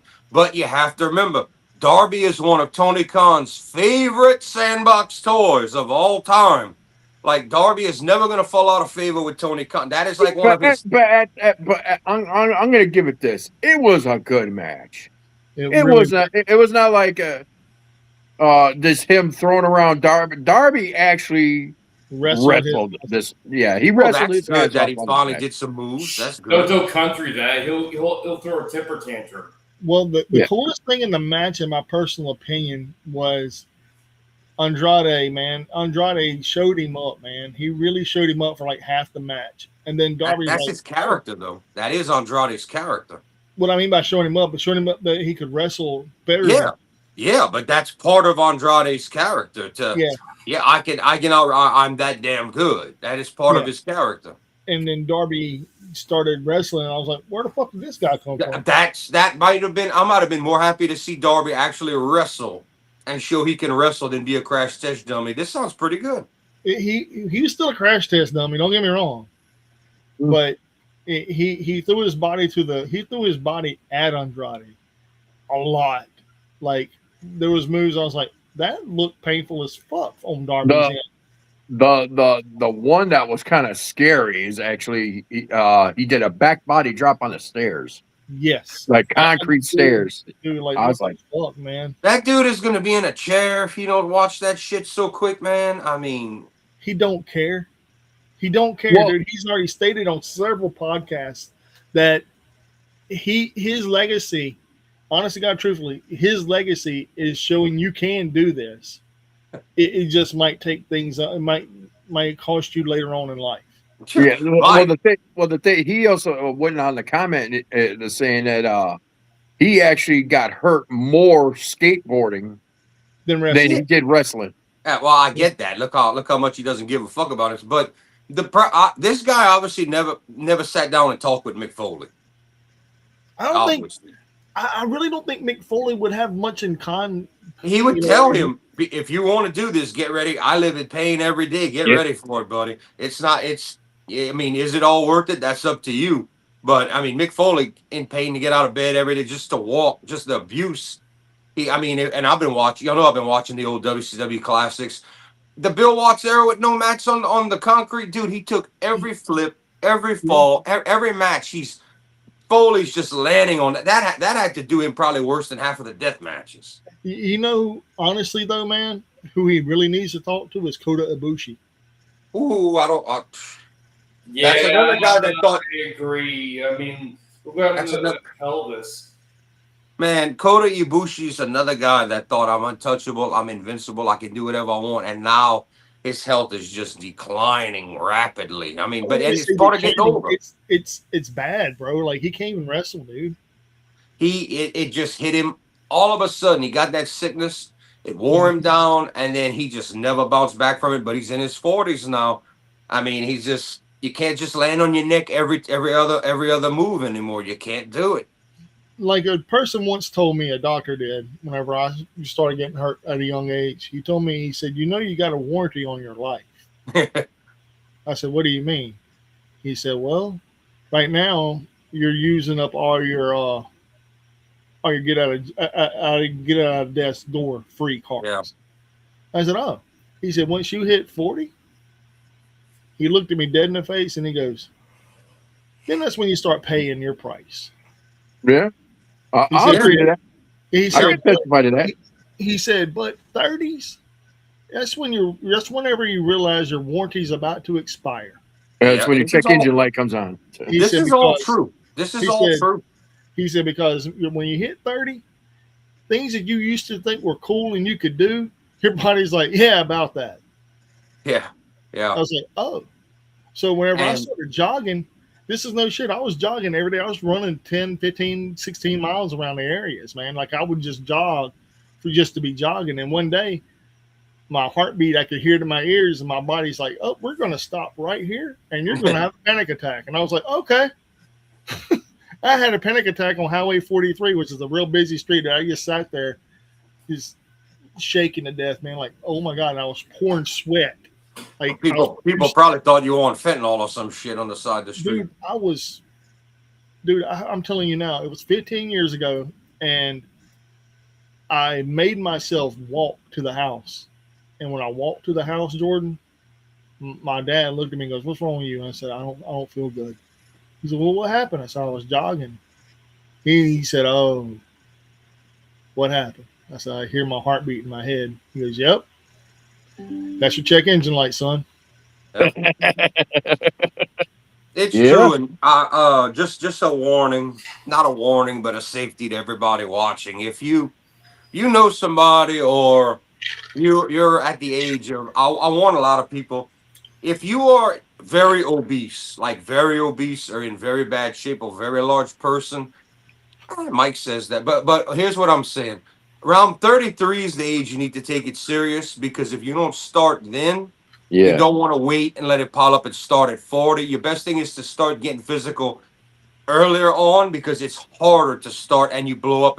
I know some guys that are like 500 pounds and 400 pounds, and I'm like, and they're that age, 20. It's usually 33 is the magic age, and they're like, "Bro, I got to do." I said, "You have to do something, because if you don't now, dude, it's gonna be so hard to try to start when you hit 38 and 40 and 40." I said, "It just gets harder. Start now." Trust me, I was the same way. About a good, I want to say good, almost 20 years ago. I was pushing the 300 pound mark. I'm about like 250 right now, but I was pushing the 300 pound mark, and this is the time where I was playing competitive paintball, a scenario paintball. Now, imagine me as like 300 pounds, then with about almost damn near as a scenario player is like I went for full military gear minus the plates, and even without the plates, that it's about a good almost 100, about close to, I want to say close to 100 pounds, because I got my marker, what's what we call the guns, but we call them markers. Then my big ass air tank, about like about 9 pods of paint on me and everything. Couple paint grenades. Then I have to do all the little shit. Of like, okay, I got the map of the field and everything. I know where I'm at, shit like that, Yeah. So then your mask and your boots, your knee pads and everything. So yeah, I at 300 pounds, I'll pull up some photos of me from when I was at my heaviest. But the thing is like I was moving my fastest. Then all of a sudden I dropped the weight. Then all of a sudden, why am I crunchy walking now? Oh, Anthony, to answer your question about Andrade's age, he's around 36 or 37 years old. He's okay. And he asked some question to me. I don't know who he means by KT. I don't know who he's talking about. I can't see it anymore, but he asked me something about getting somebody over. Yeah, Mike could scroll the comments. Yeah, well, Phil's out of it right now, so. Not really. Yeah, what are your thoughts on SeatGeek? Do you actually trust the prices on Seat? Or they're actually a lot worse than Ticketmaster? I was reading a report actually that the leader of Scorpions might be doing a solo tour, then retire because he can't get the band to reunite for a tour. It wasn't. It was after all of this, but it was one of the last 4 questions. He's turning babyface. To be honest, I know that seems like a bad guy move, but there's a way you can do it to correctly turn. Who's he talking about? I think he's talking about Takeshi, the babyface. Oh, yeah, well, Takesha's going to be the babyface out of this whole thing. Oh, yeah. He's the younger guy you want to push. Don Callis, that's the part that makes no sense to me. I like the story between Takesha and Okada. It's a great story. They're both Japanese prodigy wrestlers. The deal is you would want to push the younger guy like Takeshita, but Don is going to stay with Okada and the family. He's 39 years old. He's around the same age as I am. So, I mean... Yeah, Okada is getting up there, but what I'm trying to say is you would push the younger guy, Takeshita. Takeshita's going to be the face. The problem is it makes no sense for Don Callis to stay with Okada and the family, even though it's what he's going to do. Takesha's going to go loner and take him on and going to be cheered by the people. We know all of this. That's what's going to happen. He's going to have Omega. Omega's going to have his back again. Oh yeah, they'll become cool and all that good shit. But he's going to leave the family. We know. I said it last week. I said it's just like when Brock Lesnar was the next biggest thing. First time with Paul Heyman, and Paul Heyman left Brock to go with old ass Big Show. It made zero sense. Why would you go with a less mobile? It made no fucking sense. But well, it's the Big Slow. Yeah, all right. It made no sense. We're good. We're totally getting sidetracked. All right, we just did was it Darby versus Andrade? It was a good match. Yeah. What's the next match? Thekla versus Hayter, wasn't it? Yes. Yes, and Thekla won. She could have won without cheating because she already had the pin, but she ended up grabbing the bottom rope as soon as the hand was coming down at 3. Alex Windsor runs out there and tries to tell the referee that she held the bottom rope. He's like, I didn't see it. She's still champion. And Thekla was doing this right here and talking shit and walking back with her and the Sisters of Sin, or the Triangle of Madness. Yes, Thekla's not losing that title anytime soon. She's a good character. She's over. She's a top star in the women's division. And Tony Khan's going to pay it forward because when you sign a contract extension before your contract's up, you kind of got to sweeten the deal. She's not losing that title anytime soon. And then you had I want to say it was the Continental, the Continental title between, I want to say Ospreay and Mox was next. But everybody got that one right except for Anthony. He picked a Hater. Everybody else got it right. Oh, who picked the Thekla match? Me, you, and Jordan had it right. Yeah, everybody had Thekla but Anthony. Yeah. So this one really sucked. Ooh. The AEW Continental title match, because everybody picked Anthony. I call him Tony. Anthony picked no contest. Remember, he said this is going to be a no contest. It's going to be a draw. And the only ones that got this one right were you and Josh Jordan. Y'all both picked Mox. I picked Ospreay like an idiot. That match was really, really fucking good. To me, it was match of the night. Yes. If anything, it tied match of the night, like Josh said earlier before we went live. Like it tied match of the night with the main event. But I'm gonna say this right now: holy shit, that match was awesome. Ospreay, as soon as the bell rang, he hit him with a hidden blade, and he said, "No, I'm not pinning him. No." And he's like, "We're the living fuck out of each other." And then he pointed at his wrist like he had all the time in the world. And for like almost 20 minutes, how many hidden blades did he hit him with, Josh? About 7, 8? About 7 or 8 of them, yeah. Yeah. One, he did one like after he got like a paradigm shift, and he like popped right up and hit the hidden blade, and they both just collapsed. Yeah, I was like, holy shit. And they both got up at 9. I was like, holy shit, dude. And they went to the outside of the ring where Mox tried to break his neck again. And you see Ospreay trying to break Mox's neck. I mean, dude, it was brutal. Like, they were throwing like haymakers, like legit haymakers.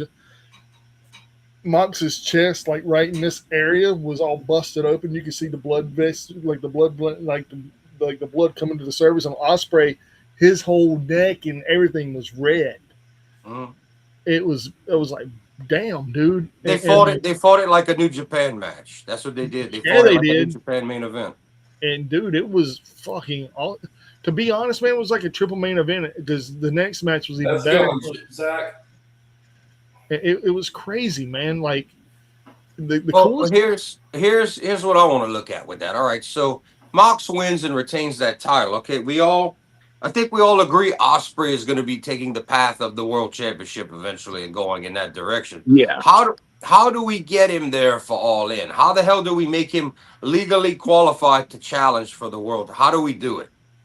Well, this Wednesday night coming up, we have the champion versus Darby. Yeah, Darby is not going anywhere. I think they're going to put the title on him, dude. They wanted to with the Mox thing. The plan was to put the world title on Darby. I think it's insane. I think Country's gonna have a heart attack. You really think they're gonna put the MJF's title that quick on Darby? I'm gonna tell you No, why. man. I'm gonna tell you why, and you're gonna hate me for saying it. Do I y'all won't hate you for nothing. remember when WC or WWE did it with Rey Mysterio against Eddie Guerrero? I remember the one time they did it to give him the world title, and Cena beat him for it at the end of the show before it even ended.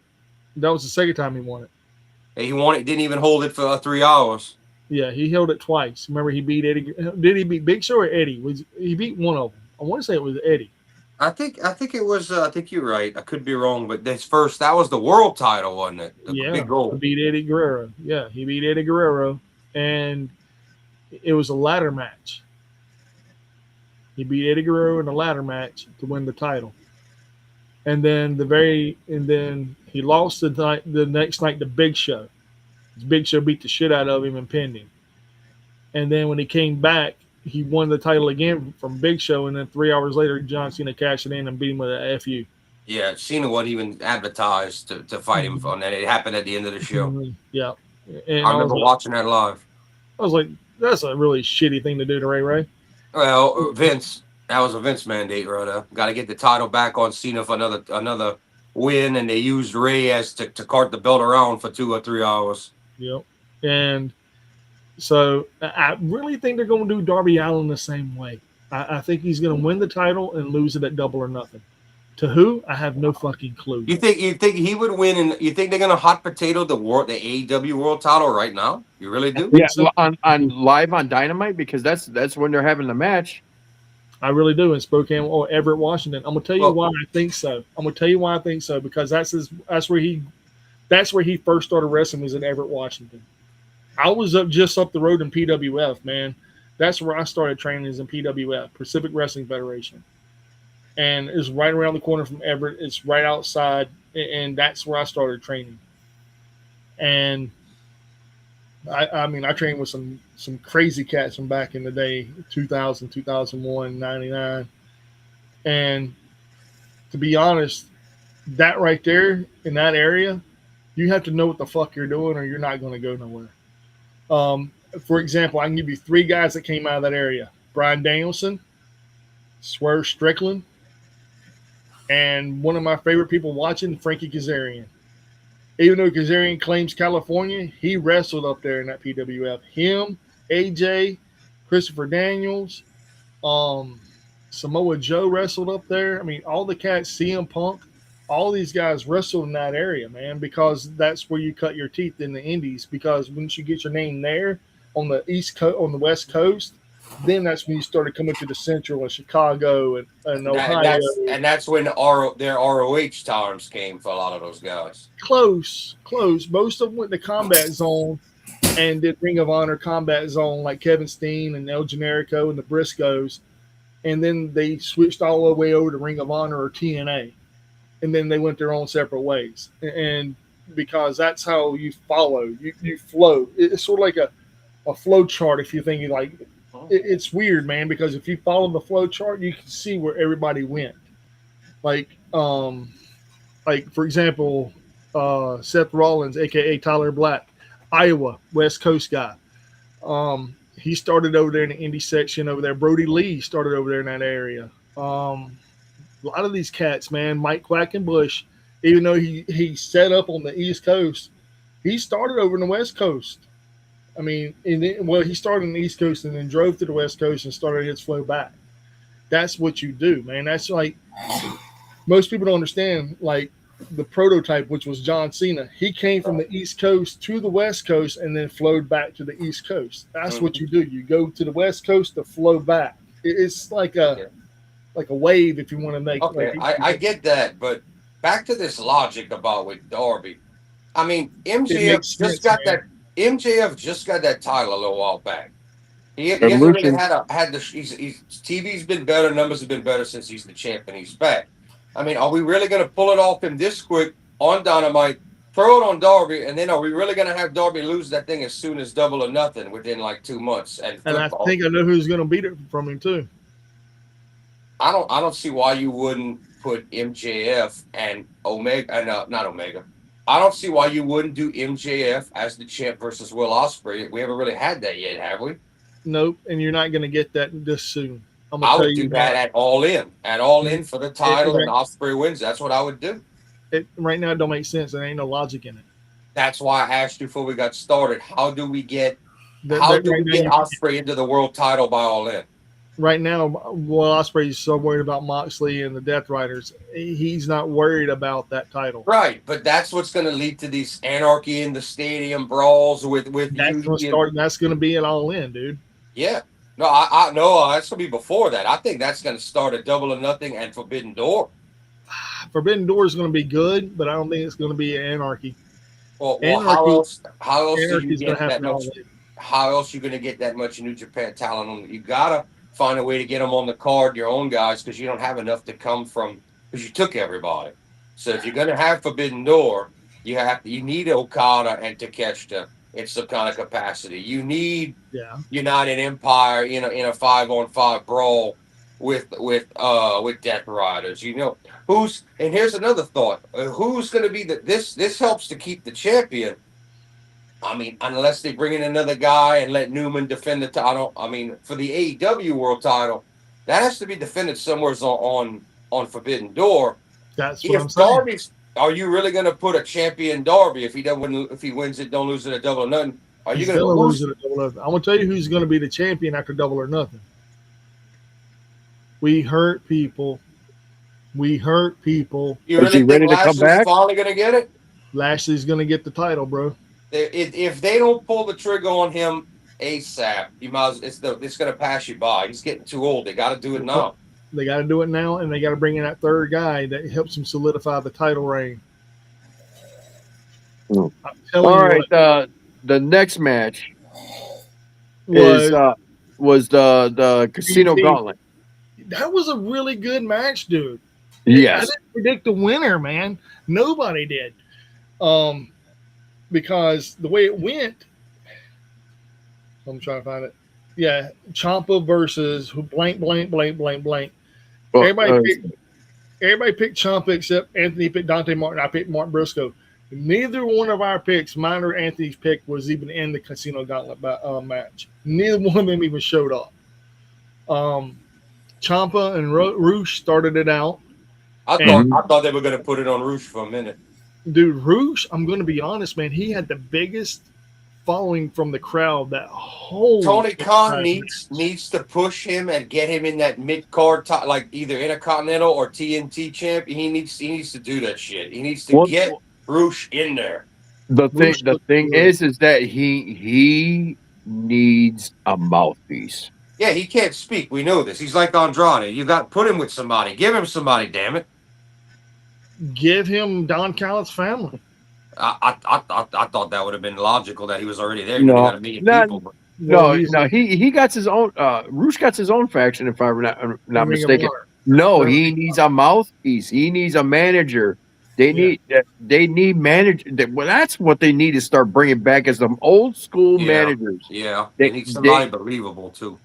So somebody that could be a manager / translator. Yeah, that'd be good. Because that's what's holding Roosh back is the language barrier. That's what's holding him back. Is he asleep? Of course, bro. Mr. Excitement over there. I knew when he was laying down it was going to happen. Phil, bro. Wait a minute. This section of the show is sponsored by. Hold it. Hot pizza! Yeah, Phil Laddington, Jordan. Come on. You can get him up. I can't. Hot fucking pizza ready! Y'all want it? Damn. Totally naked Filipino women. What? Where? Who? What? Yell his name, Jordan. Just yell it one time. Phil! He is out cold, bro. Mr. I'm ready. He's ready, all right. Can you take him off screen? I can hear him snoring, dude. I can hear him snoring, bro. I can too. I'll put him on mute until he wakes up. Yeah, we can hear Jesus, man. This dude lives the gimmick harder than anybody Tony Khan or TKO could hire, bro. Bro, This that guy, is. this part of the show of Sleepy Time Phil is sponsored by. I would put some under his nose. That'd wake him up. Man, you know what? Yeah. Honestly, man, I love this dude so much, man. But I mean, come on, bro. That's the hibernation chamber. I named it, dude. That's the hibernation chamber. Am I wrong or right? Yeah. It looks like it. But anyway, where were Hey, we? I'm gonna be honest, dude. That chair, everything he has in there, dude, that's comfortable as fuck in that room, dude. I'm not Yeah. surprised. It's comfortable as fuck in there, dude. I mean, it's huge, and all he has to do is sit there and lean back in that chair, and he's out, bro. He's gone. But you heard Yeah. what Chris said about him. Like anywhere he goes, dude, he's just Yeah. like that. All right. Well, we just covered Mox and Osprey, and then the Casino Battle Royal, which Okay. We never said the winner. All right, Casino Gauntlet match had 10 people show up. You had, if I can recall correctly, you had 3 members of the Death Riders. You had 2 members of Jet Speed. You had Anthony Bowens, that's 6. Rouge Champa, that's 8.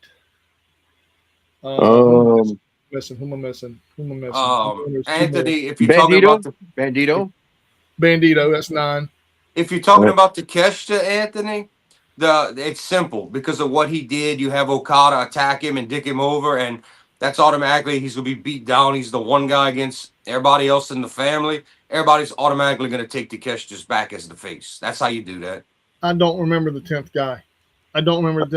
However, it don't really fucking matter.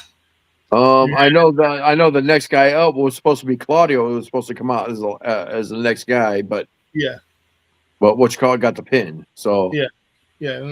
Kevin Knight pinned Ciampa. Yep. Now, I was mentioning this the other day. I don't think we were in the group. I think I might have been talking with Mike about this. What do we do now with Kevin? Okay, Kevin Knight's the champ. Does this mean that they're splitting him with Speedball Mike Bailey? Does this mean Mike Bailey's going to say, hey, give me a shot? Does this mean Mike Bailey could be going back on the Indies to do some matches? Could this mean that Kevin Knight is the new man to join the Hurt People? What could this mean? The thing is that he did the media scrum, and I watched the media scrum, and he even said if Speedball wants a shot, he'd be more than willing to give him a shot. He said we're doing great as a tag team, but but also on indie scenes we faced off more than once. So if he wants a shot, all he has to do is say so. I mean that sounds like a dynamite match to me. Oh, and he's also said that this is exactly what he said. He goes, he roots for me. He's my biggest fan. I root for him. I'm his biggest fan, and we were great in a tag team. And all he has to do is ask if he wants this shot, and I'm gonna give it to him. He said, but all in all, right now, I am the TNT champion. And his first defense is against Claudio because Claudio was supposed to be the next one out, Mm-hmm. and he didn't get. That's going to be a strong win for him beating Claudio first run as champ. If he, that's going to be something. Oh yeah, I'm gonna be honest, dude. From what I've heard through the grapevine, Claudio ain't going nowhere. Claudio is extremely happy where he's at. Makes sense. He's had multiple runs in different companies. He's even thinking about going to Japan and doing some shit over in Japan. He has been wanting to do G1 forever, and Tony Khan won't let him. I don't know why he won't let him just go do 1 year before he gets too old. Dude, he's in his mid-40s. I know, but he's still healthy. Brian wanted it and was like, I can't do it anymore. I can't with this arm. I will kill myself. I want the G1. I can't do it anymore. He says, y'all lucky y'all getting the Okada match. But the thing is, if Claudio beats, I think that's gonna be a night of title changes, bro. Because you have Camille taking on Willow Nightingale, you have MJF taking on Darby, and then you have Claudio taking on Kevin Knight, dude. That's 3 title changes, right there. I don't think y'all talked about it. Who challenged Willow? No, nobody challenged Willow. Willow was about to come out and open invitation for a title, and Camille beat the fuck out of her backstage. Okay, well, now we know who's going there. All right. And then she goes, "I don't know who you think you are coming back here and welcome to the welcome back party, American Gladiator." I was like, Wow, you went there. You went there, you crazy. And I told you she was coming back. I told y'all, what, 2 weeks ago she was coming back? Okay, well, that might mean that I wonder if they're going to do it, even though she did the TV show. I wonder if Camille's going to be the one to take the title. It makes sense. It makes logical sense because Willow needs to take a break, dude. She's been going Oh, nonstop. I hear that. But the other thing is, Mercedes is due back any day. I know And nobody's who else thrilled to about that, but And who else to take on Mercedes other than Camille? Because she treated Camille like shit whenever she was under. yeah. But the other thing is, Willow did take that title off of Mercedes, the New Japan Strong. She could return the favor. I mean, it would make sense for them to have a redo. I'm just throwing it No, out there. I'm just throwing it out. I don't think she's gonna go after the TBS. I think she's gonna go after the women's championship. Yeah, I think she's going after Thekla. No, well, I don't think she's gonna go after Thekla. Whoever Thekla wouldn't do it loses right it to, that's when Mercedes is gonna come back and Yeah. she's gonna take the title off of them. I would so save that for next year, later in the year, because Thekla and Mercedes is going to be a big deal, and I wouldn't let Mercedes beat Thekla right away. Thekla needs a good run. I'm going to say this too. Did you catch something last night, Josh, in that Continental Battle match? With Mox and Osprey? No. I'm not Continental. I'm on the TNT title match. Did you catch what Tony Schiavone said? You know what? He did say something. I'm drawing a blank on it. Whenever Mike Bailey hit a belly-to-belly suplex, he goes, "Oh, look, it's a belly-to-belly." Oh. Oh. But she's still under contract. I don't know for how long she has been Mike unhappy Bailey, over there. Mike Bailey, though. Bailey the belly. Mm-hmm. Could he have spoiled a thing? He did say it. Mm-hmm. Well, they also say the styles clash too. So, Well, yeah, because that's what it is. Mhm. But because And Bailey, Stunners. but Mike Bailey did do the belly to Bailey. Circus popcorn, Here's about your damn popcorn. bro. That circus popcorn fire. But the next match on the card, we didn't even pick one for it. Popcorn. You got your shit upside down. You opened it from the wrong end. Oh no! Wait. He's got circus. I got movie theater. Yeah. By who? Who? Vintners? Vintners. Vintners? It sounds like some kind of medicine, dude. Hey, $2 a bag. All right. I'm pretty sure it's got NyQuil in it. Go to Walmart, $1 bag for this. $1.59 at Rouse's. I'm gonna say this, dude. Y'all ever had Hulk Alfredo? Who? Hulk Alfredo. I don't think so. It's got broccoli, noodles, Alfredo Okay. sauce, and NyQuil. NyQuil. What the fuck? What kind of hillbilly shit do you got over there, man?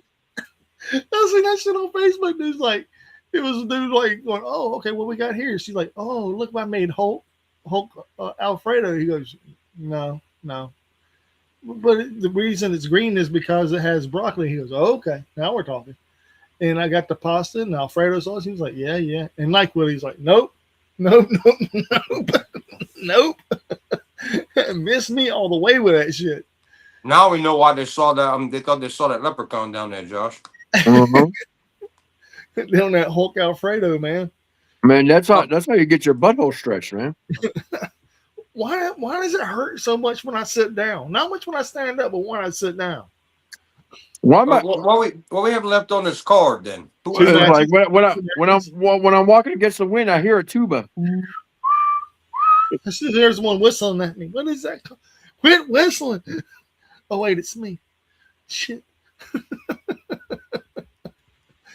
No, the next two matches, one of them wasn't even announced because we didn't really have a clue what was going to happen. It wasn't announced till Collision after the Dogs won the Trios tag titles. I told y'all they were going to be defended on the card. I just didn't know by who. Well, the Dogs won, and then they ended up facing the conglomeration with Kyle O'Reilly, Roderick Strong, and Orange. And Gabe Kidd Wow. Did you see that injury, Josh? Did you see the injury? You know what? I totally missed it because I was no, I was like I was paying attention to something else. I was like, oh, they're taking Gabe Kidd. I was like, what? What happened? And I couldn't rewind it and look at what happened. So what? Yeah, From, from his shoulder went from here to over here. oh, Yeah, it took him 2 hours to put that bitch back in place. And he was fighting the doctors and the security holding him down when they tried to put his shit back together. Whew. And then he went on a fucking tangent on Twitter last night at 1:00 in the morning. And Phil says it was a work shoot. That was not a work shoot. That was a drug induced rant. yeah. I mean, basically, to sum it up is like, fuck this company, fuck this person, fuck you, Everybody, fuck all the fans, dude. He was yelling so loud. They're like, "Oh yeah, I want to apologize for Clark Connor's language." It wasn't Clark Connor's. That was Gabe Kidd. It was fucking Gabe Kidd. You heard it go, and his shoulder went, and it was bad. It was bad, okay? It was bad. How does this affect? Well, we were just talking about a while ago, the Death Riders versus United Empire. If he was going to be kind of a guest Death Rider, how does this affect us? Well, he's got to be out for a while because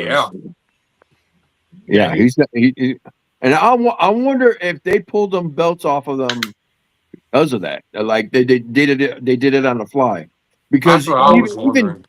Because even when you see what's called doing the pin, you see Orange Cassidy, like, what the fuck? Yeah. Like, not like not like his stick, but he's like, what the fuck? Yeah, I was wondering if they made a call in the ring with Gabe Kidd being that injured to just because that's a quick. I said I wanted him to flop the trios titles, not night after night. Well, the thing is, from what I understood, Dave Meltzer reportedly said that they were scheduled to lose no matter with the injury or not the injury to Gabe Kidd. However, with Gabe Kidd's injury, it makes it solidify that it was. I mean, there was no obvious choice. Now they got to give him the titles, but he's out for at least. I'm going to say at least 4 to 6 months, man. At least, and that's being generous. It could be longer than that. But now, what was the spot that injured him? Was it another wrestler, or did he just land wrong? I don't know exactly. Let me Google that.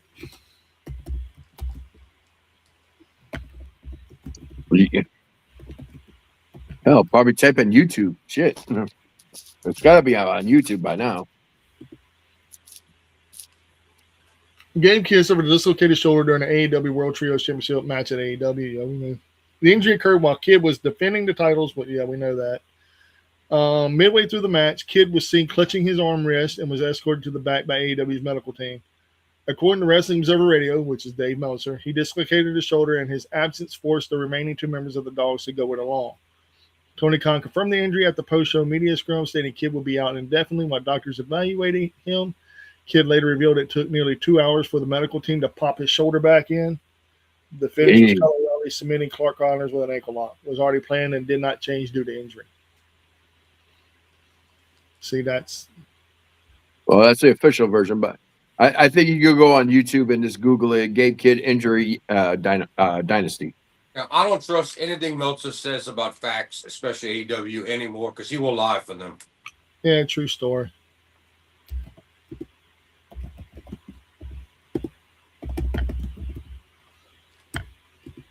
All right, let's see if they're gonna show it. No, they're gonna show him. Okay, there it is. All right, full screen. All right, yep, we're doing it. Got you. I'm coming, damn it, I'm coming. That's what I told her.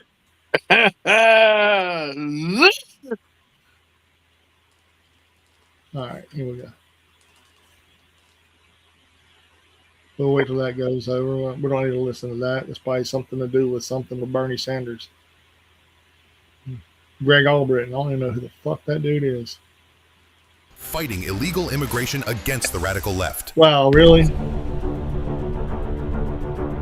Let's see here. Damn. Welcome to Top Reactions, your source for the latest breaking news and trending stories. Gabe Kidd injured at AEW Dynasty. Tony Khan says he's out indefinitely. Gabe Kidd suffered an apparent injury during the World Trios Championship match at they're AEW not gonna show Dynasty, it. forcing him to be. I don't want to listen to that voice. That voice kills me. Yeah, we got some dude from India telling you about it. Yeah, it was terrible. There's no video? No, I ain't gonna show it. Nope. Nope. Match outcome changed. It was not changed. Gabriel Kidd returns. New Japan Pro Wrestling. Trigger warning. Okay, so we can't find a video. Nope. Nope, not this second. So what was left on the card after this? Just the main event. And that was between MJF and Mox. And we all know It Wait. was I thought, one wait, between MGF and who? Mox. I mean MJF and Omega. I'm sorry. Oh, MJF, Omega. I was yeah. gonna say Mox fought Ospreay. MJF and Omega. And me and Anthony got it wrong. You and Josh got it right. So, and I didn't tally up any of the scores in this because it looked like it was a big clusterfuck. Like it looks like everybody got equal amount right and wrong. Honestly, God, truthfully, Mike just don't want to give us our win. I'll give you. You know what? I'll do it. Damn sure do it. All right. So the only one that didn't get it right on the first one is Jordan. So you don't get a point. So I'll give everybody a point on this. Okay. Here we go. I was trying to be nice, but here we go.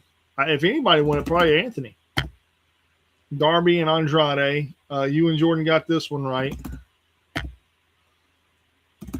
There's Jordan on the board with 1. AEW Continental. Oh, wait. Here goes y'all again. Josh got 3. Mox. You're on the board with 2, Jordan. It has to be me, Anthony, or Josh. And Jordan, you got 3. Josh has 4. I'm up the board with 2. Jericho and Ricochet. Up. Where's he at? We can't defraud. Anthony could be the first viewer in history to win the Pick'ems. Yeah.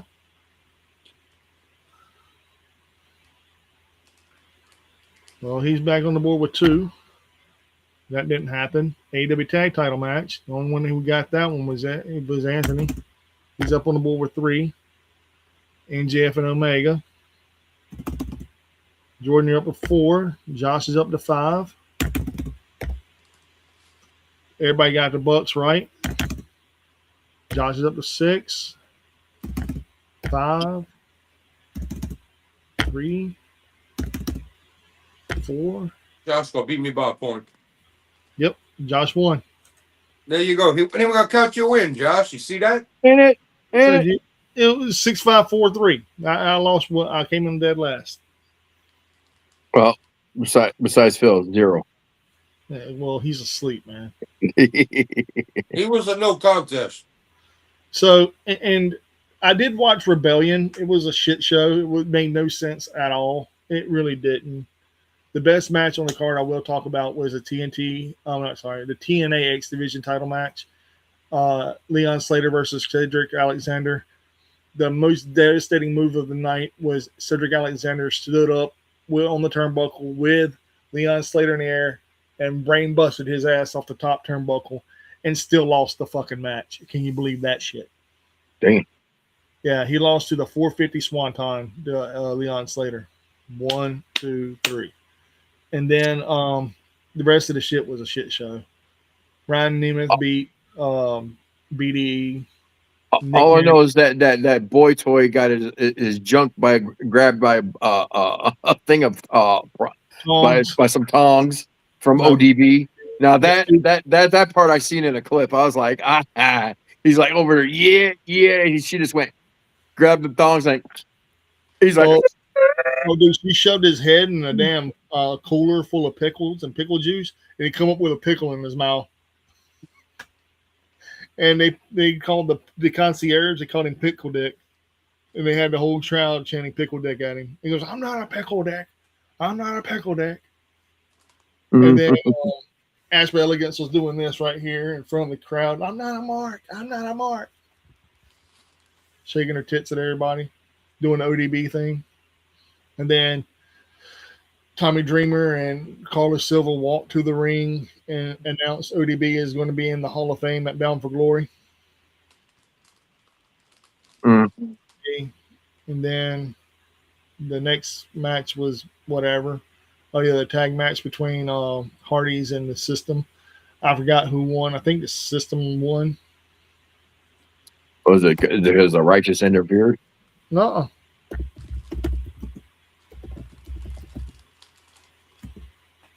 I'll tell you the results real quick. I'm just gonna run through it. Actually, coming up in Hog Wrestling, it's going to be the Hardys versus the Good Brothers. That'd be good. Leon Slater defeated Cedric Alexander, retained with a Swanton 450. Frankie Kazarian defeated Elijah with a low blow pinfall after chaotic belt use. Special Agent Zero defeated Moose with Alicia Evers choke bomb pinfall. Alicia faked injury to stay in the main event. Hardcore country match. The Elegance brand beat Mickey James ODB and Taryn Terrell while brawling on weapon use. Nick Nemeth with Bernie Kosar defeated AJ Francis. Chair shot to the head led to pinfall. TNA Knockouts World Championship. Ariana Grace with Channing Stacks Lorenzo defeated Layleen Lee. Zaya Brookside retained. Zaya turned on Lee. TNA International Championship. Mustafa Ali beat Trey Miguel, new champion. That's good. TNA World Tag Team Champions, the System defeated the Hardys, new champions. TNA World Championship, Mike Santana. Oh, the Hardys lost? Yeah. Probably because Matt's injured, probably. Yeah, Mike Santana defeated Eddie Edwards. Santana retained after a chaotic main event. Moose revealed Alicia faked her injury. No cash in?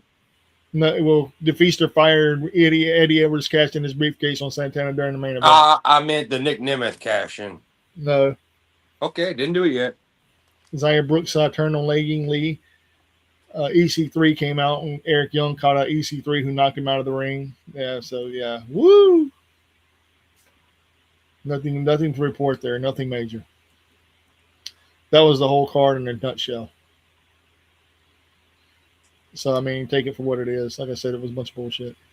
Let's see. The only thing I can report from AAA, Catalina made her debut. Interrupted Lady Flamer's celebration. Actually, she's the longest reigning AAA Women's Race champion. Yeah, longest reigning women's champion there, and she interrupted that. Put her face in the cake, even though she got cake. Lots of it. Zinger, and her friends too. Then we go to. Oh, I forgot the next match right now. I'm drawing a blank on the next match, but I know the main. No, it was OG Americano going against. Well, I'll bring it up. AAA main event, AAA card from this weekend.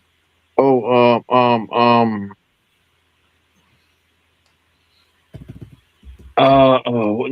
not Penta. What's the other guy's name that looks like Penta?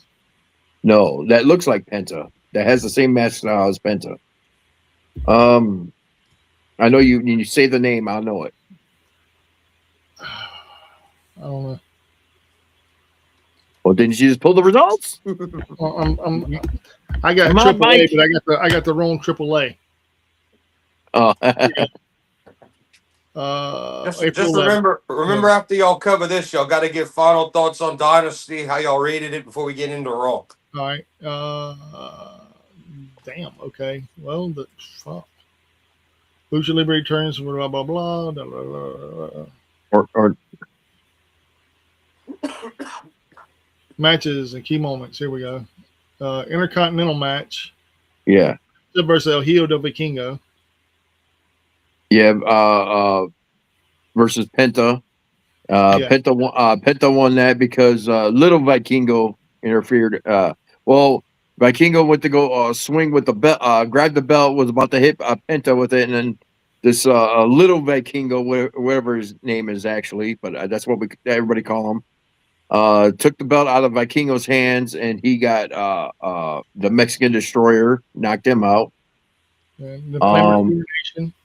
Yeah, Flammer Coronation. There Originally was Grande Americano versus Octagon Jr. Octagon Jr. There you go. Yeah, Chad Gable, the OG Americano won, and he took the mask off of Octagon to get the win, which sent out the other Americano out. They The brawled OG for a little bit. Huh? Was it the original OG Americano that did it? Yeah. Yeah. So okay. So the other Americano come out there and jumped in the face of the original Grande Americano. Yeah, and then they brought it out and they said, "This is it. I'm tired of fight." Basically, he cut a promo. Basically, in Spanish, he's like, "I'm tired of fighting you. This is it. We're gonna end this once and for all. This is gonna be a mask for a mask match." So, which I think they're gonna take the mask off of Chad Gable because he's not getting over. I'm sorry, he's just not getting over. In Mexico, or well, he's hated in Mexico and nobody cares in America. Also, I got some news to say something before we go any further. Massive backlash hits Paramount Warner Brother deal as 1,000 plus Hollywood stars sign letter to block the merger. Them people just don't know what they want. Them acting people in Hollywood. Nope. And MJF says he's going dark after AEW Dynasty win and refuses to talk about next title defense. AEW teases NFL partnership with Lucha Lord Mask. Yeah. It officially licensed Luchador Mask from AEW with your favorite NFL team. Getting the Bears. I'm getting the Bears. Mm-hmm. I get a Packers. We'll fight. Be all good. Yeah, because the other Bears, my Rey Mysterio Bears one, that don't fit my head. Yeah, but I give my thoughts on Dynasty. Out of all the crazy shit that went down, I give it a 7, maybe a 7.5. What do you give it, Josh? I'm going to give it a solid 8 because it was actually a really all throughout good pay-per-view. The matches didn't, even though it had a lot of matches, it didn't seem like it was crazy. Actually, I don't even think I would consider it a lot of matches. I'd say what it should have been an average pay-per-view matches. Everything was good. Every match was good. Well, except maybe 0 Hour, but I'll be listening to y'all talk about it. I'm just going like that for a minute. Okay. Yeah. I did not watch the show, so I won't give it a rating. Y'all seem to have liked it. Mike told me there wasn't a lot of story-wise sense, but it's Dynasty. It's not one of the big four. So honestly, I'm going to say that I'm going to. Yeah, it's going to have. It had a lot of story buildups or continuation, like with Takeshi and Okada. That's the ongoing story right there. FTR and ANC connection, the Edge and Christian connection, that ain't over. That ain't over by a long shot. Oh, Megadeth War Chest, motherfucker! The CD version. I'm assuming so. Yeah, Chad got it up right now. I got Coleco on the TV, but obviously I got it muted. I said I wouldn't. I picked up a couple things. I didn't spend a huge amount of money, but he had some stuff for a good price. I picked up. Yeah, I gotta pay my bill. Once midnight hits, I gotta pay my bills. I forgot you reminded me. They probably came today. I'm gonna have to pay my little $100 something that I spent. Yeah, but But for as from what you saying about story, there was a lot of story buildups. Well, Mike, Finally a lot of story buildups. Say like the one with Darby after the match, they're building everything up with That MJF was on that really one. cool. That was really cool what Andrade did with Darby at the end of that match. Shook his hand. Yep. Yeah, that was really good. Because they had a good match. Yeah. They had a really good match. I can't well, believe it. Mike had said that it made no sense and the storylines were ridiculous in the comments. No, they said the storylines don't make any. Well, the stories didn't make any sense how they continued. Like I was expecting the guys that were challenging for titles to win titles, and it didn't happen. I was expecting people that came back from being absent to win, and that didn't happen. And it was like, make it make sense, TK. Yeah, Right. like I honestly thought they were going to do the title change with Mox, but they didn't. Yeah, I did too. I really thought they were going to get the Osprey. Yeah, because I didn't see it because if we did that before, and the reason you do that is to put that secondary belt on Osprey so he's not in your main event title. The whole goal now is going to be after this Death Riders brawl to get that title on Osprey if he could stay healthy. That's the whole goal. So it made perfect sense to piss everybody off with Mox, lead to the arena brawl where eventually Osprey is going to get his revenge and all this stuff, and then eventually to that's why I asked, how do we get to Osprey getting in a world title match, whether it's MJF or whoever, but that has to happen for Wembley. Unless he's injured or he has to leave again, you don't fuck that up. You gotta get Osprey in that world title in match and event, and you gotta get him there. You gotta do it. It's time. did Phil sign off or did he No, just? I just put him on hidden. Oh, okay. Yeah, he's I'm just not snapping. Yeah, I'm not gonna keep him on here, man. If he's sleeping like that, that's kind of disrespectful to him. So I just let him go. He's still here, man, but he's snoozing like a big dog. He's out. See, look, he's out. Yeah, we already gave him one night. Now, one night off. Now he's still sleeping. So yeah, he's still here. He just Just let us know when he stirs. If it even happens. I don't think he's going to, bro. But now we get to move on to the good stuff that Jordan wants to talk about. WWE. God damn, he don't want to talk about that. Well, well, actually, y'all do need to. It's next on the agenda. It happened tonight. Y'all have anything y'all need to talk about to do with Raw, man? Before we get into the stuff Honestly, later tonight, or the stuff coming later in the week. I'll sum it up in a nutshell. Really, nothing. Short of the only two things that three. The only three things that kind of mattered was the contract signing between Obafemi and Brock Lesnar again. They had them come out separately. Basically, Brock Lesnar come out and his little promo was like, but Obafemi went off. Like he said, you don't think I am the next big thing? I am the next big thing. And basically that type of deal. But yeah, he cut a good promo. Dude, and whenever he comes out, it's only like saying Goldberg, but they're going Oba. Yeah. Oba. Dude, I'm telling you, it's the Goldberg chant all over again, man. But this guy can actually wrestle. This is the way they're doing it. Yeah. If this is the way they're doing it, he has to win now. Now the next one is Stephanie McClure and Liv Morgan. That was good. Ooh, good God! Like I said, they're gonna fight, dude. They're gonna for fight for like the old school people. This is our dynasty match. This is there's two women just hating on each other.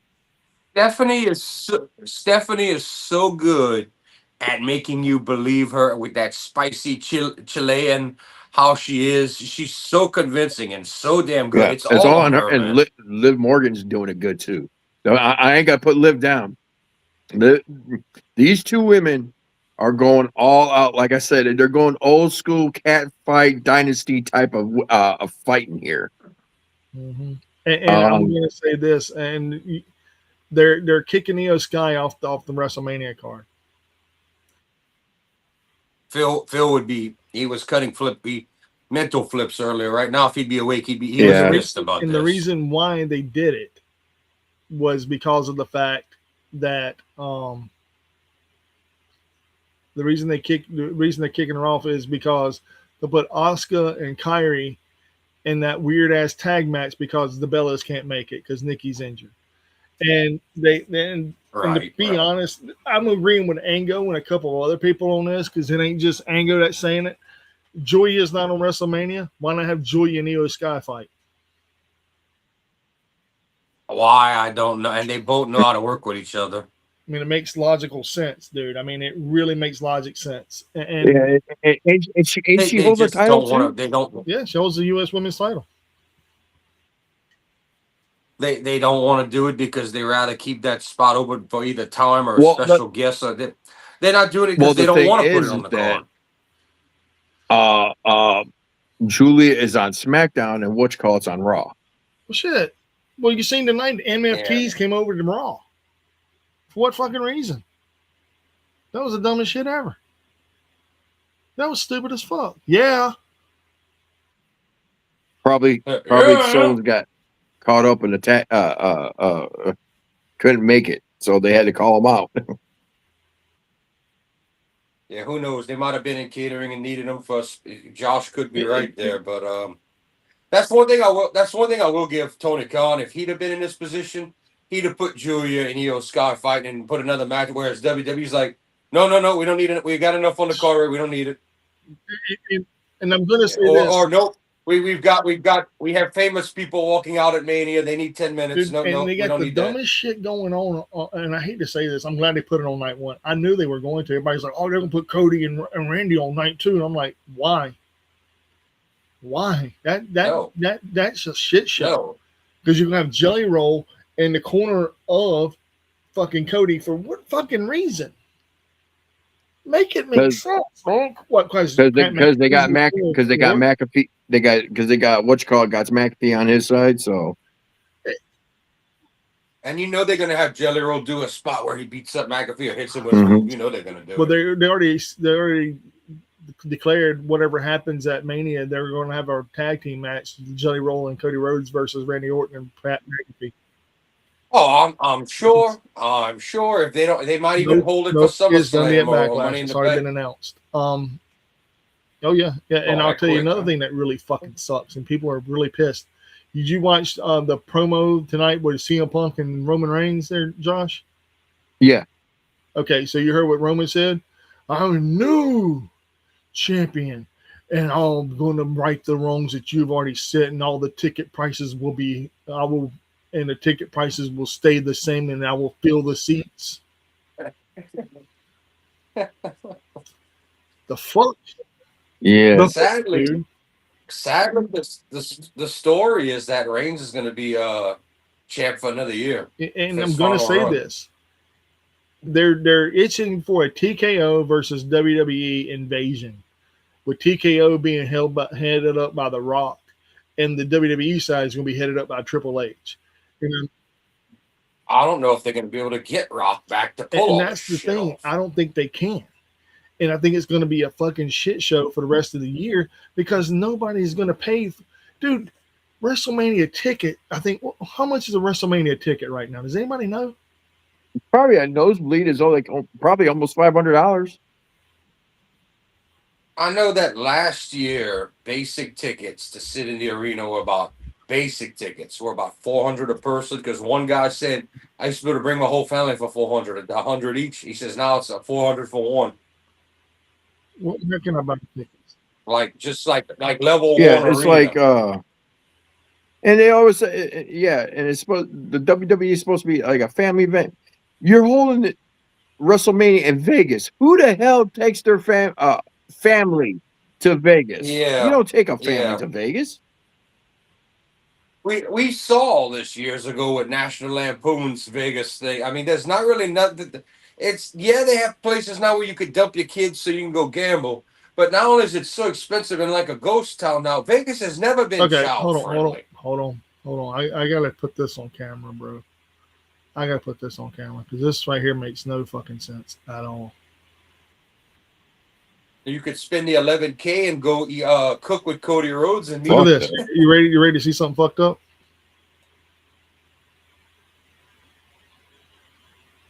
I didn't want to go that far in. Damn, dude. Back it up, my brother. And let's just remember, we're not even to Saudi. That's Mania nosebleed yet. tickets, dude. I can't even see the price. $405.30. Yeah, go fuck yourself. And that's supposed to be their 25% off. Yeah. Well, that's how high when you jack prices up, you could say we discount them, but is it really a discount? You know, I mean, I'm sure what it is to sit for a room, Mike, $1,200 to $1,700, $6,433.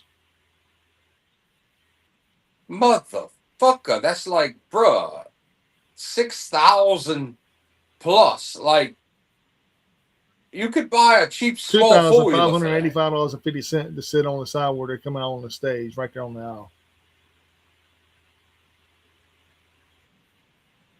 Like, that's more than a vacation. You can go right behind commentary, $6,433.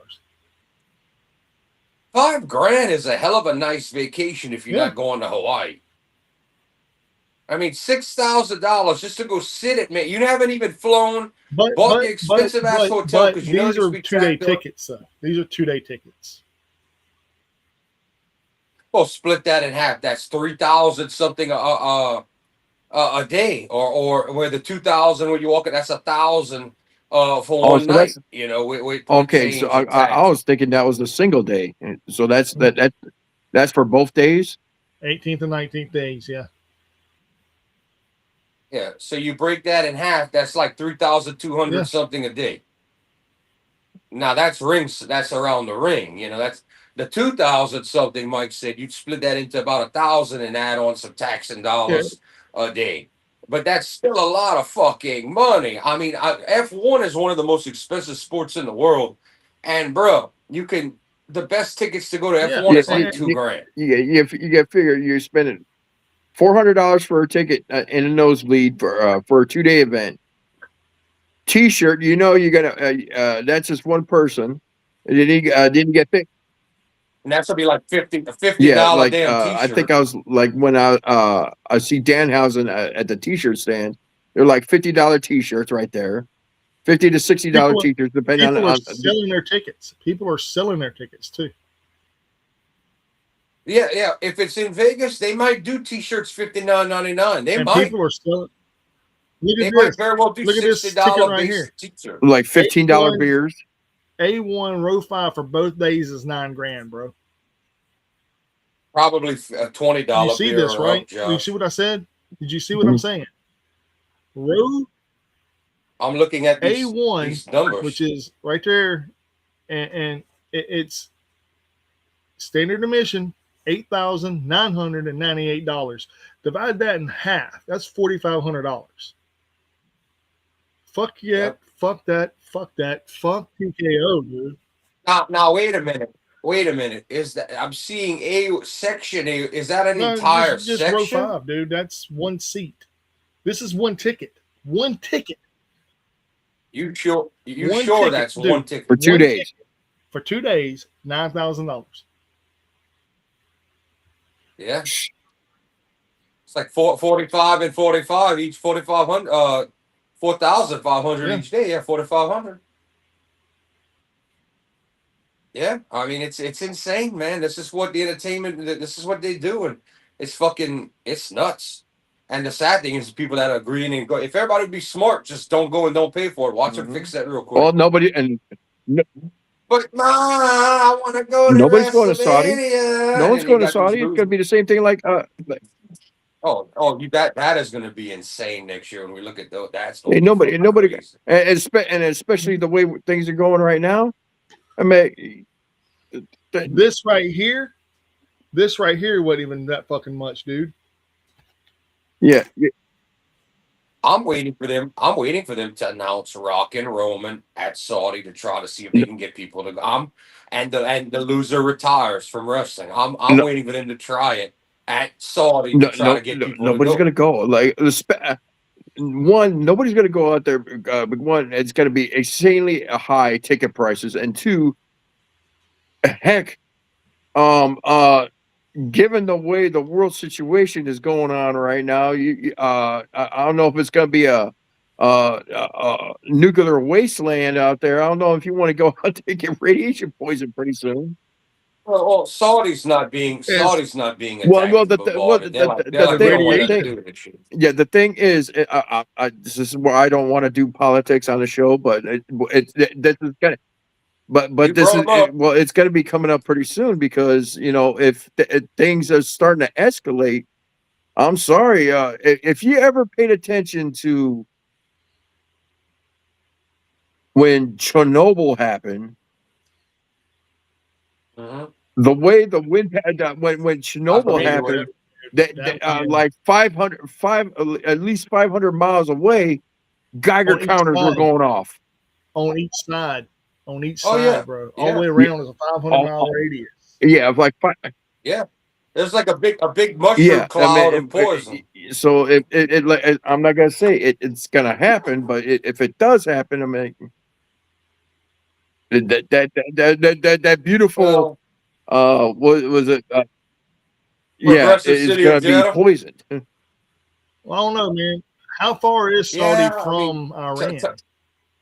You got the Google a machine. good little distance, but it's a good little. If you look at Israel, it's sort of where they're all at. They're all in the same part of the world, but Iran's pretty big. Then you've got everybody around that. Like Saudi's like off over here to the upper right of like where they at.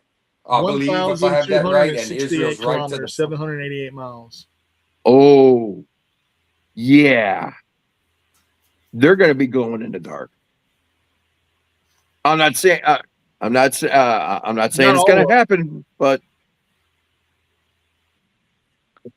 Well, the main this is mainly to do with the strait right now, and they're already sending the ships to check for mines. But the good thing that's going on for us right now is everybody's pouring into the Gulf to come get oil from us. This is good.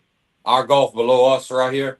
This is good. This could turn things in our favor big time financially. So if you look at the map, the ships are all piling into the Gulf, former Gulf of Mexico, Gulf of America. They're all piling in to come get there their ain't no goods and their stuff. So former Gulf of Mexico. It's gonna always going to be the Gulf of Mexico. And I'm not I going think to. I'm not. I'm, I'm not going to look. I'm not going to yeah. listen to a Cheeto, a talking Cheeto. all right. I'm going to be honest here, man. I'll raise on the Gulf of Mexico, and I don't care who the president is or whatever. It's still going to be the Gulf of Mexico because As long as we know we're talking about the same Gulf, we're good. As long as we all know the same area we're talking about. But yeah, I've got a picture. Ships are yeah, flooding in. That's good and it's for good for us New money Orleans, wise. especially because y'all the number 2 port in America. Number 1 is Seattle. Number 3 is us. And Right. dude, and like you said, it's if you go to Mobile Bay anytime in the last 2 weeks, you can see the big docks coming in, like the big ships with the big containers. Oh yeah, they're And coming, and this is but the this is bad good thing for us, is for America. customs is working double and triple overtime. And Yeah. what I mean by that is I used to work for this company, man, and we used to unload those containers, bro. And I'm going to tell you this: there's been people, It's work. bro. There It's was work. I shit you not, dude. There was a Bentley in one of them. There was a Rolls Royce in one, and then there was a Porsche and a Maserati in one. They're facing each other. Oh yeah, dude. They send all the fancy cars that come from Italy and all of yeah, that all comes by People don't crate and all that realize good that, man. stuff. Yeah, but People don't realize. oh well, the main thing I'm saying is people are coming to buy oil and buy products for this is good for our It's economy. great for our That's a economy, and what people don't realize is because the peace talks have ceased, and I know we're not supposed to talk about politics, but they have ceased, and Yeah. And this could affect, like I said, this could affect that a whole entire area. I mean, we're kind of tied into wrestling. I mean, like I said, WrestleMania is supposed to be in Saudi next year, but at the same time, you know, I'm sorry, war stuff just does not stick to one We're gonna single see. area. It affects the region. Yeah.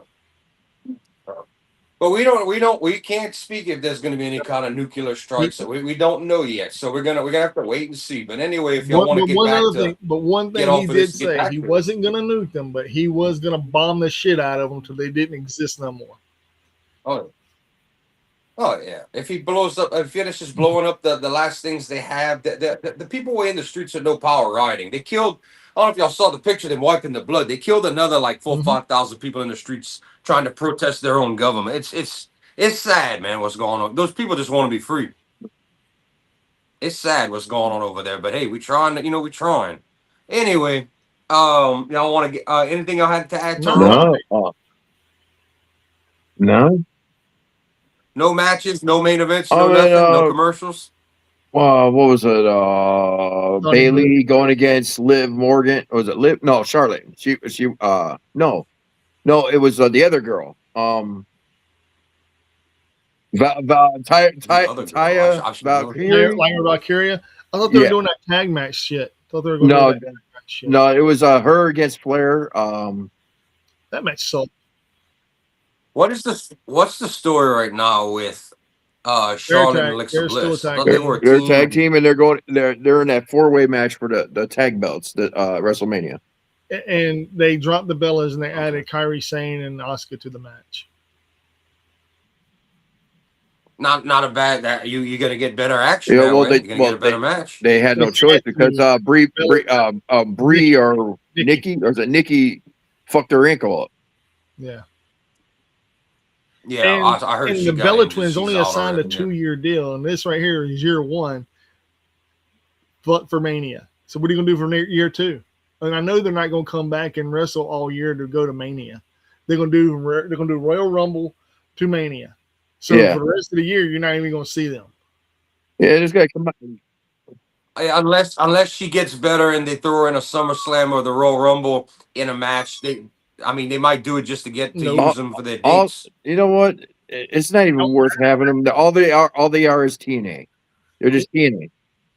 Oh, I know they're horrible wrestlers. I don't want to see them on my television either. But if you sign them to X amount of dates, eventually you're going to need to get those dates out of them. So that's why I'm saying don't be surprised if you see them in a match or two before this year is up later on. If the ankle gets better, they might put them in a 2-on-2. You know how I wanted to get better? and I wanted to see Bianca Belair get better. I don't give a fuck about the Bellas. I really don't. That's pretty terrible. Her and her finger that's causing all this. She's almost talking about losing her finger, dude. Yeah, I mean this is insane. I don't know what she caught or how it happened, but yeah, it's a damn shame. You need somebody like her in your women's division to keep shit alive. She's amazing. And it's a huge hole. Jade Cargill Friday night looked really good against Io Sky when she beat her. Did you see that match, Josh? They let that trash beat Io Sky. It looked good. Yeah. Man, yeah, it was actually a very good match. I was actually surprised. I was like, Jade's wrestling? What the fuck? Yeah, dude. It was, and then she was about to beat the shit out of her with a chair, and that's when Rhea Ripley showed up. Yeah. It was dude. I was blowed, man. I was like, what the fuck, dude? Because if Io Sky would have beat Jade, Io Sky would have been champ. That would have been crazy. That would have been insane. But I'm done talking about WWE. I could give 2 shits about Mania. I want to talk about the collective. I want to talk about the collective, cool. Jordan. Let's do it. Oh, fuck yeah, dude. That's what we're going for, bro. The collective is part of your Despy Invitational, bro. Yeah, okay. Well, I don't have the list. Do you have the page I sent you with everybody listed on that fucker? No, but I can pull it up. Well, that picture I shared in the chat has the 4 matches listed so far and all the other talent, which including the collective, including people like Effie, including Nick Gage. I mean, this thing has everybody thrown in on one fucking show with a bunch of crazy stipulations. This This is going to be Thursday night, live from Vegas. It's the Despy Deathmatch Invitational, and I mean, this is going to be. I will be watching this. This is going to be pretty I'm awesome. probably going to check that out. This is on Thursday? This will be about 9 o'clock. 9 o'clock live from Vegas. This is gonna be. It's put on by New Japan, but it's not an official New Japan show because we got death matches. But the main event itself is gonna be. I can't even tell you everybody in there, but Rina, the Japanese deathmatch legend, she is on one of the 3 teams in the deathmatch in the main event. Jun Kasai and Desperado are in Death this fucking Vegas thing. Invitational. Ain't it called Death Vegas you've got- Invitational? Yeah. That's what it's called. It's Despy's version. He does a Despy invitation only this year. He's got Vegas, and we've got people from all these indie companies and AEW. Jordan Oliver's on the freaking card. Got a bunch of people. If you look at the bottom, it tells you wrestlers listed. This is going to be a mishmash, thrown together brawl of just wrestling talent GCW's from all doing over the something too. place. Oh, the GCW's doing a lot of shit. This I was saying, that's part of. And Thunder Rosa's going to be part of it. I know that much. Yeah. Yeah. All right. Here goes the card. Oh shit. House Rules Hardcore match: Daisuke Sasaki and Gato versus Gringo Loco and Joey Janela. A Runway Rush and Crash, a Drop Dead Gorgeous 3-way tag match. Kushida and Yamata versus Eminem versus Busta in the Brain. Yeah, yes, Mansoor and them are in this thing, and Buster and the Brain are on this sexy fucking card. hardcore 3-way match. Jimmy Lloyd versus Effie versus Ishin. Okay. Love and Pieces 3-way death match. Masashi Takeda and Rina Yamashita versus El Desperado and Jun Kasai versus Matt Tremont and Nick Gage. Yes. That's your hardcore fucking death match. High stakes heartbreak jackpot tag match. Dragon Kid and Starlight Kid versus Question Mark and El Phantasma. Yes, ELP's on there. Starlight Kid is on there. This card's got somebody from every The only company people you on. don't see on here is, well, they don't have any main stars in AEW on here. You got some, but not many. You got Bust in the Brain and Eminem. Well, they're going to be in the GCW one. Yeah. And then, because you got Joey Janela's Spring Break. Shit. Which he's fighting Brody Lee Jr. And that is going to be hardcore match and weapons and all that stuff. They've been teasing it. He tried to put Jelly through a table. It didn't happen, but yeah, they're getting him all ready. He's cutting promos. Yeah, That's all right, going to here we take go. place. April 15th through the 18th, 2026, the Horseshoe in Las Vegas. The Collective is going to be, the kickoff is on April 15th, and you got Pondermania 3 p.m., Dragon Gate at 8 p.m., Hybrid Wrestling versus PWU at 11:59 p.m. Friday, April 17th, Gringo Locos, The World on Lucha. 3 p.m., Josh Barnett's Bloodsport. 7 p.m., Joey Janela's Spring Break. 11:59, Juggalo Championship Wrestling. Jeez. That's Friday. Thursday, you got 11 a.m., Progress Wrestling. 3 p.m., Mark Hitchcock Memorial Super Show. 8 p.m., the Death Vegas Invitational. And 11:59, you got the MDK Fight Club. Saturday, you got Effie's Big Gay Brunch. All right, you got at 10 p.m., you got Joey Janela's Spring Break, the Immortal Clusterfuck. Where and there's another show. I don't know where it is on the weekend. I don't know if it's against Mania. Stardom is having a Vegas show as well, and they have. This is where I wish Phil would be awake. He was all excited to talk about this. A list of talent is not able to get in on the show due to visa issues. So we're losing a handful of people. Do we still got Phil? He's still asleep. I just checked. Poder Mania, which is Wednesday, April 15th at 3 p.m. Match card. Poder Women's Championship match. Brittany Blake versus Shotzi Blackheart. Brittany Blake is the champion. She's versus Shotzi Blackheart. The next match is Little Mars and Amira versus Jazzy Yang and Toga. Then you got Emily J, Rachel A, and Danny Moe versus Serena Vale, Valentina Rossi, and Journey Burke. Then you have Miranda Elise versus Carolina Cruz. Then you have Alex Garcia versus Aaliyah James. Then you have the Ladies Night Out Championship match, Alejandra La Leona versus Jasmine Allure. Then you have Ali Catch versus Kaya McKenna, Jocelyn Navarro and Maserati versus Leva Bates and Sue Young, Izzy Moreno versus Brittany Brooks versus Gypsy Mac. There's a name we haven't heard in a while. Is Leva Bates. Yeah, yeah. I thought she officially retired. Nah, her and Sue Young. That's another one, dude. Sue Young. Oh, damn. There's one. There's a name. Nia XS versus Shaza McKenzie. And here goes my girl, Billy Starks versus Charlie Evans.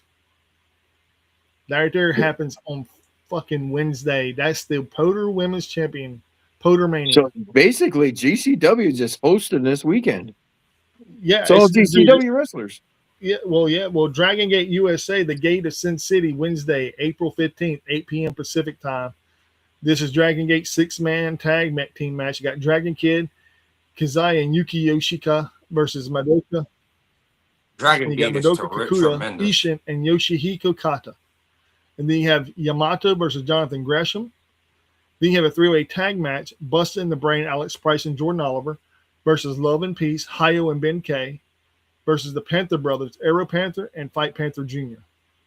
Then you have Susumu Yusuka versus Marcus Mathers, who's formerly part of the WWE Evolve. Then you have Rice Maddox and Channing Decker versus Ho Ho Loon. There's another one, and La Estrella. Then you have a 3-way match between Willie Mack, El Kakui, and Kai. El Kakui. Kakui! Yeah.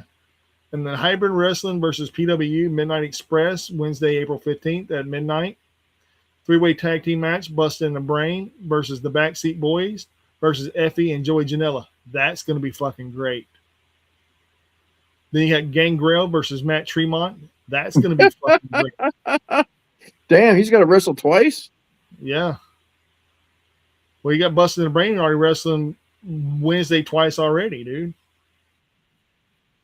And then Thursday on the show, on the Destiny Dead match. Vandal 48, Atticus Koger, Otis Koger, and Christian Napier versus Blackout, which is Ruckus, Robbie Illuminati, and Jay George. Then you got a 3-way match. This right here is going to be fucking insane. Priscilla Kelly versus Mercedes Martinez versus Lacey Lane. Wow, that's the talent in that ring. Then you got a match between One Call Manders versus PCO. Who is PCO going to murder and bring back to life? And what belt is he going to destroy now? I know, right? And then you got Pat Dynamite versus Jack Evans. We know that's going to be a good one. Now, this match here, I'm fixing to talk about. I just give you the name. It's called the Skywalker Scramble. Josh, you're going to be happy about some of the names in this, or at least one of the names I know of. Lucky 13 versus Declan Grant versus Angel Metro versus Mickey Knuckles versus Tarzan Duran. Oh, okay. Our boy Tarzan's in it. Okay. Yeah, that's going to be a fucking good one. And then we got a 4-way with Ruthie J versus Brittany Brooks versus Jasmine Allure versus Mia Friday. I just want to know the stipulations of the match. What happens on the Skywalker? I mean, when somebody get burnt alive or somebody lose a hand? I don't know, man. But you know, all those people, deathmatch wrestlers. Angel Metro, she's hot, dude. She's smoking hot. Mickey Knuckles, that's everybody's favorite party aunt, which I know Jordan hates her. Tarzan Duran. Get that thing off of my TV and give me bleach for my eyes. He hates her, dude. I love her. I love my aunt, man. I love my great aunt, dude. She's awesome. Bro, when you make Bertha Faye look decent on TV, we got a problem. Christ. And guess who's scheduled to appear during the day on this day in the GCW Collective Day 1? You got Don Freeze, Kira Hogan, and Simon Gotch. And then you got Progress Wrestling from Thursday, April 16th at 11 a.m. Subculture, Flash Morgan Webster and Mark Andrews versus Kuro and Tommy Tanner.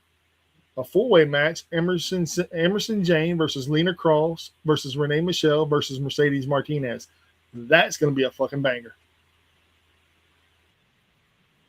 I hope everybody's on to watch the Despy Death match like 8-9 Dude, I'm o'clock down. Thursday I'm night. down. That's Now gonna be get cool. this: men's super strong style 16 tournament opening round match. Oh, I almost forgot to say, standing room only. Everything else Yeah. is sold out for this Did show. you hear me right though? Men's super strong style 16 tournament opening round match. Who's Progress putting at this on? Thursday at 11 a.m. Guess who the Damn. opening round match is? Just round one. Sounds like they're going to be getting some of our friends over from New Japan. Some of the Ethan the Allen grandpa versus squad. Leo Rush. Okay. Women's super strong style 16 tournament opening round match. You get Rio versus Vert Vixen.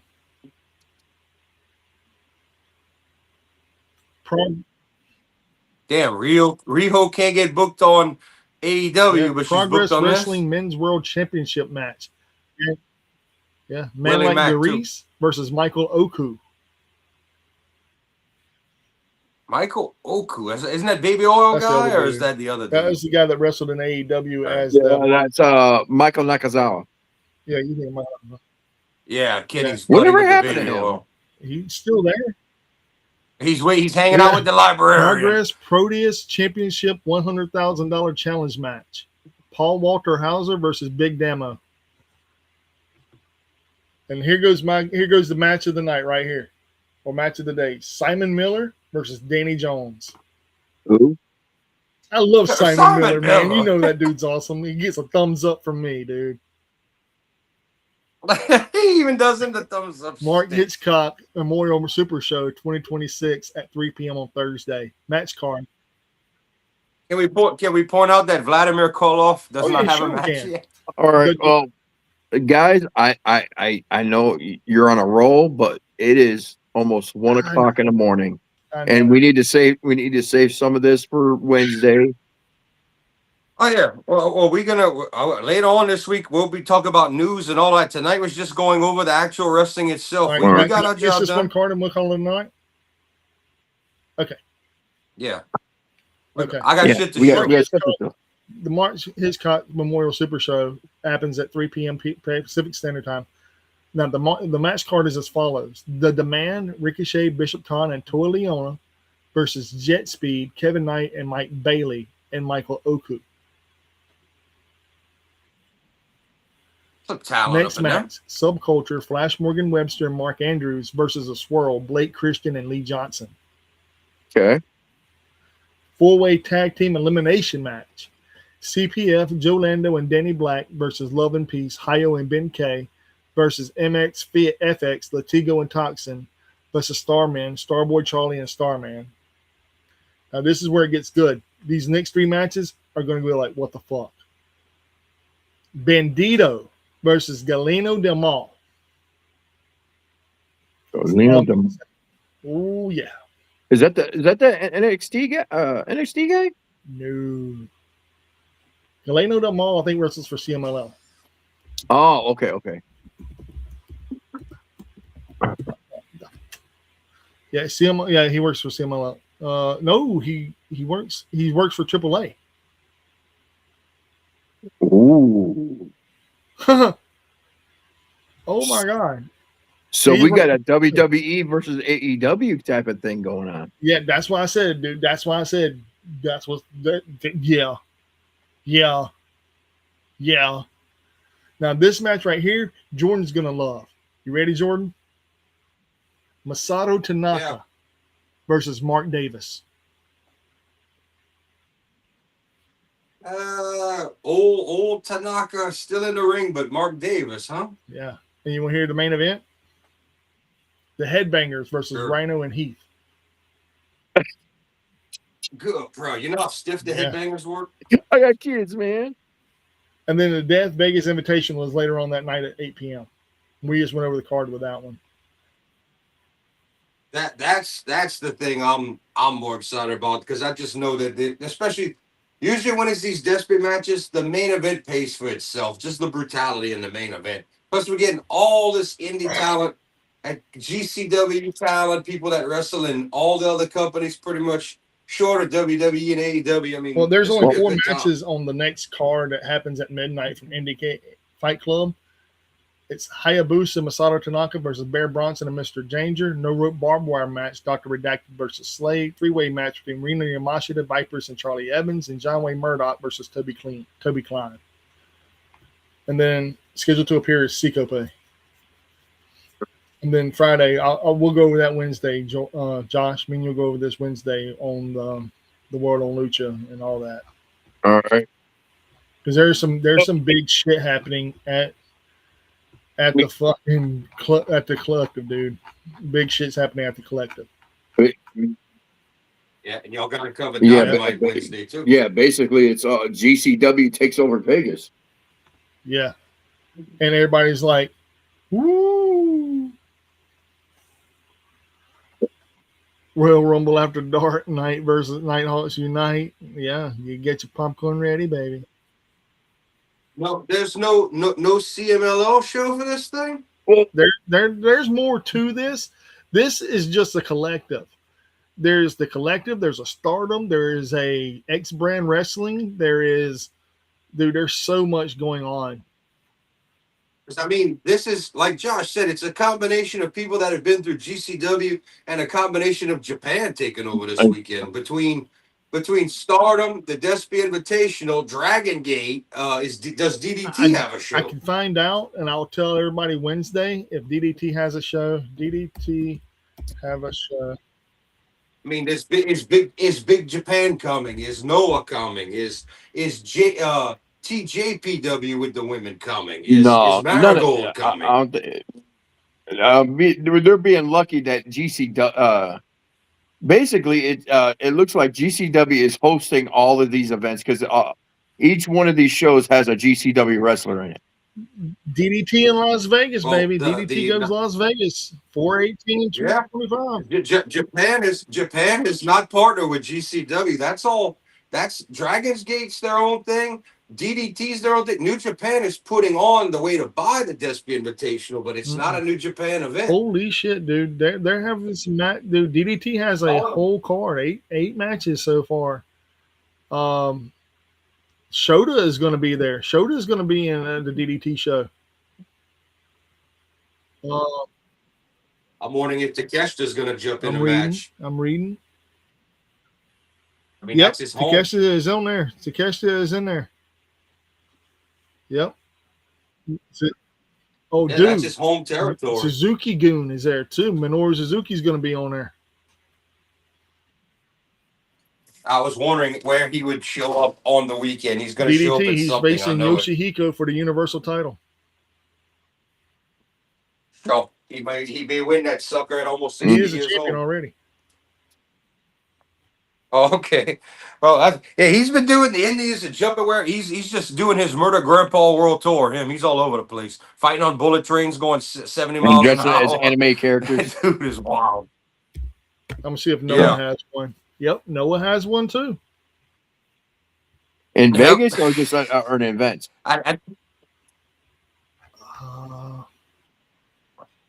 Everybody's going to Vegas for this. That's why I think next year everybody should. Tony Khan should let everybody rally around him, and they should do a big either Vegas or New York, New Jersey, or something versus Saudi. I really think they all should.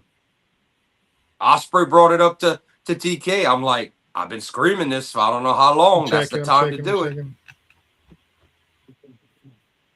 And I would think Marigold might, if what's his name could get them down, the Marigold women or TJPW women might try. But yeah, Stardom's got their own show. I'm not sure if it's not against one of the Nights of Mania. No, I don't think so, man. I don't think Noah's got one. Oh, Noah didn't feel like messing with it. But yeah, DDT's in there, freaking Dragon Gate. There is a big thing planned. Discover wrestling events and activities in Las Vegas this week. You got Micromania. You got Women's Old Wrestling. You got the F4W/W Wrestler Observer Convention. High Stakes Las Vegas. He's a good guy. Pandemonium Pro Wrestling presents Whatever Forever. Whatever Forever. WrestleCon Las Vegas meet and greet opportunity. Hybrid and PWU at the Collective. FSW presents ID Showcase. Wrestle Breed at WrestleCon. Mark Hitchcock, Mania Club, WrestleMania 42 Tailgate. Fund Me Mania. Kurt Angle Autograph Experience at WrestleCon. Welcome to Las Vegas Lucha Libre 2. Candice Michelle Autograph. GCW, Josh Barnett's Bloodsport, WrestleCon. Wrestle Her, UNLV Women's Wrestling Fundraiser. That's something totally different. Death Vegas Invitational. Wrestling Shipping, GCW, I can't believe Despy pulled that off with a little bit of financial backing and got a damn show over Worst there in Wrestling Vegas. Show All Mania Week at a brewing company. Yes and Wrestling with the Good Brothers, Nyla Rose, Johnny TV, and Dan Barry. WGW Blackout, Stardom, Marvelous Pro Wrestling, SVN Wrestling, Mall Mania, Vegas Battle for Sin City, Joshi Lady Luck, Japanese Women's Pro Wrestling in Las Vegas. Let me see, Festival Wrestling. There's a lot, dude. And you know how cheap some of these some of these shows Yeah, are going to be so affordable. I find that's high for some of the no names, but the big like a GCW event or somebody with a name, 20 to yeah, 50 20, bucks. 25, 20 bucks. Mecca I mean, 11, A not bad Violent at all. Night in Sin City. Killer Cross presents Natural Born Killers 5. Rob Van Dam's What's the main event on Bloodsport? Natalia Shayna Baszler. Neidhart versus who? Oh, it's Shane. Okay, yeah, they're billing that up. Normally, Josh Barnett's in the main event himself, so I wonder who he's fighting. RVD's Official Mania After Party. Everybody, where's you the ice? We need him. Let's get West it. Coast versus the World. Okay, we need to start. Mike, let me I'm cut you sorry. off. I'm sorry. We need to save this stuff. Mike, you Dude, know this Mike is gets excited. Dude, You this know is he my gets shit. excited going through Dude, all these great This is my indies. shit. The Yeah, Sabu, I don't blame you. And you know what the Yeah, you know what and the, nothing. you I know what don't the know if messed I'm up going part to be is? on. There's no way in hell we could watch all this. There's no way in hell. Sabu Memorial. All or Nothing. You got to mark what you want to see. But the good news is the Despy Invitational dead match is going to be like 8, 9 o'clock at night. So we The should all be Downtown available Slam for live that. wrestling event. Free tickets for WrestleMania After Dark, Grunk Beach Party, which is Free tickets. for Gronkowski. All right. We need to start showing stuff when we need to go to bed. I'm sorry. Josh, quit I'm rushing sorry. everybody. I'm not the one that's got to get up at 6 a.m. I do too. I gotta go to the doctor's office. I gotta be there by 9. I hear you, man. That's the whole reason we asked y'all if y'all wanted Monday or Tuesday, and we were like, Yeah, we're well, gonna move. We're gonna get a show Mike's in keep for going and Tuesday. going and going. I'm like, damn. Okay, All save that shit. We got a couple of shows left, man. We got a couple of pages, and I'll be done. Couple pages? No, we're done. All right. Hey, Sin City Slam, CWC versus the World. motherfucker. I'm almost done. I swear. Josh, get your shit to show, Josh, while I save vinyls. I got my stuff right. I got it right here in my lap. Right, hold on. All right, let him have Let me himself give a you ball. just look right here, and that'll be the last page. I promise. Rikishi's Polynesian Bash Roast and Rumble. Rikishi's Polynesian Ladies Night Out Bash. 16 Sin City Showdown. Tickets are sold out. Oh, Let's see. Going down, almost done. That's it. Put you right. All right. Good. Is that it? No. There you go. Yep, that's it. Dude. Good. Well, let me go no Good. further. All right, we did all of them. Damn, dude, that sucks. But there was no, they didn't have the Noah or the, not Noah, but they didn't have the DDT show on there. All right, who wants to show first? Who's going up? Put Josh on there so he can do All his thing right. and be happy. I'm going to take the chat down, bro. All right. Here we go. We'll start off with this one right here. I just picked this up at Myers, along with some Zappo chips, actually. Zappo or Zaps? Zaps. Zappos. My bad. He finally found. I told him he could find Zaps, but I can't find CCR, Zaps. hell yeah, dude, that's one of the greatest. That's their greatest hits, isn't it? Yeah, it's the greatest hits, but you know what? Yeah, There's still, but every this jukebox. is there's still like a couple songs missing from here, like their biggest hit, like the biggest one, Born on the Bayou. Well, you're always gonna wait. What song you think is missing? Okay, I know that album. Born on the What Bayou's song is not on missing? here. Oh, I don't know if I call it the biggest hit, but yeah, that is wild. But That Born that's on the not on Bayou there. I is thought it another was. song too, but lucky enough, I got the album that has that on there. So I basically I got all the hits and plus the other album. There you go. All right. Get that one out of the way. And next one, actually, this is an eBay purchase. eBay. I can't see that. Blue Oyster. Oh, I know what it Yeah, is. It's Blue Oyster Oyster Cult Spectres, and this is the one that got Godzilla on it. Godzilla. So basically, yeah, that was the one I was missing. So the complete the 3 albums that I wanted from Blue Oyster Cult. Godzilla. Next up, I picked this up, and I don't know if I'm going to hold on to this or not. I'm thinking about it. I see when you bought that. I see when you bought it. You got a good deal. You bought got that a good Cramp deal on song. that too. Yeah, I think I got this one on sale. Well, No. Actually, I got this on pre-order. I didn't get it on sale. I got it on pre-order. He had them for sale because he couldn't move them, and he had a few of the Misfits Collection Volume 1 for like $24.99. I was like, "Where's Josh, man?" I was like, "I had to pay almost is that 35, colored vinyl, 40 by for the way? that." Yes, it's let's see if I can pull it out real quick. Let me whip this thing out. That's what he's. Okay, it's green, like a lime green, like a puke green, like a Mountain Dew green, like a baby shit green. Yeah. All right, this one I picked this up for deals, but Alice Cooper Killers. I remember when you bought that. So you stole that one, I think like $10, $15, like that. I think something like that. Then this one right here is it's a Walmart exclusive. I wish it was the OG, but Black Sabbath. We sold our soul for rock and roll. Black Sabbath. Yes. That's a 2-disc album, isn't it? Yep. 2-disc. 2 LP. Yep. Next up, this is I think it's considered a 45. Yeah, this is a 45 PM, for 45 RPM. This is Anthrax Indies single on it. One side is the Indians. Yep.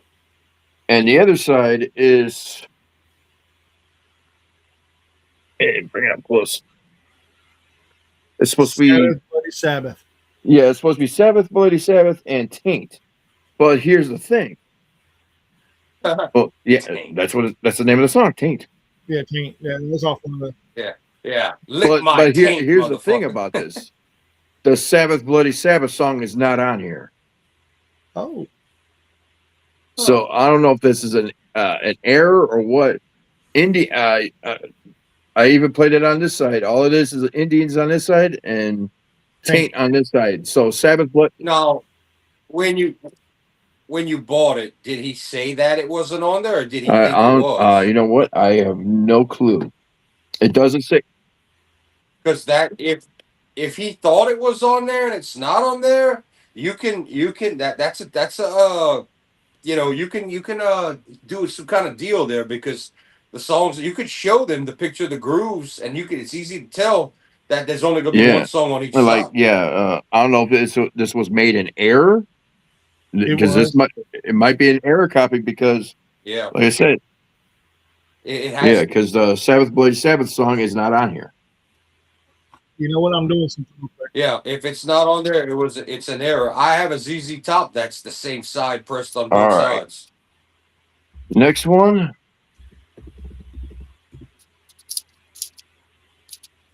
Here we go. Ah, he got his VH2. Van Halen 2. And this is Yep. well, no, this is He's a US catching up. US repress Jacksonville. Oh. So Jacksonville actually has nice So, production. yeah. so I got my number 2. Then now I need to get the third one. You need women and children finally, Finally. BLS. the new album. Yep. Yeah, you told me Finally came that. in. Into the Demolition. Hey, is that And one? Is that color vinyl too, or is that black? Oh, Yeah. that beautiful. Red Yeah. and black splatter. There we go. Now all I'm waiting is for my autograph to come in. It got a delay on it, so I'm waiting for my Black Label Society autograph, and I got to message him because what's the company that's distributing this MNDK or something like that. I was supposed to get my Doom Crew CD and I didn't get it, so I got to message him back for that. But that's all I got. This dude's still sleeping, y'all. I didn't think he would. When I yelled food and he didn't wake up, you can forget about it. You can forget that shit right away. But ready for me? Well, he sat up a little bit, so I don't know if he tried to talk and nobody was hearing him. Stevie Ray Vaughan. All right, we're gonna. Stevie Ray Vaughan. What? How you knew that? You saw the color and you knew, huh? Yes, sir. Or he could see. Let me see when it comes on my screen. Y'all might be able to see more than I think I can. No, he can see a little more. All right, this is not the album. This is a promo cover, just like that Randy Rhoads I have. Yeah, this is a promo cover on cardboard. I'm going to put Randy on the other side, but yeah, I was like $6.99. Give me that. It's the first cover. It does have this written right here, but it was some kind of record store day promo thing. I said, give.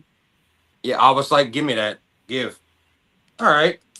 Here we got. I paid $9.99 for this. They wanted $20. It's a vintage. I don't know anything special about. Oh, somebody got some paper trash in here. That can go bye-bye.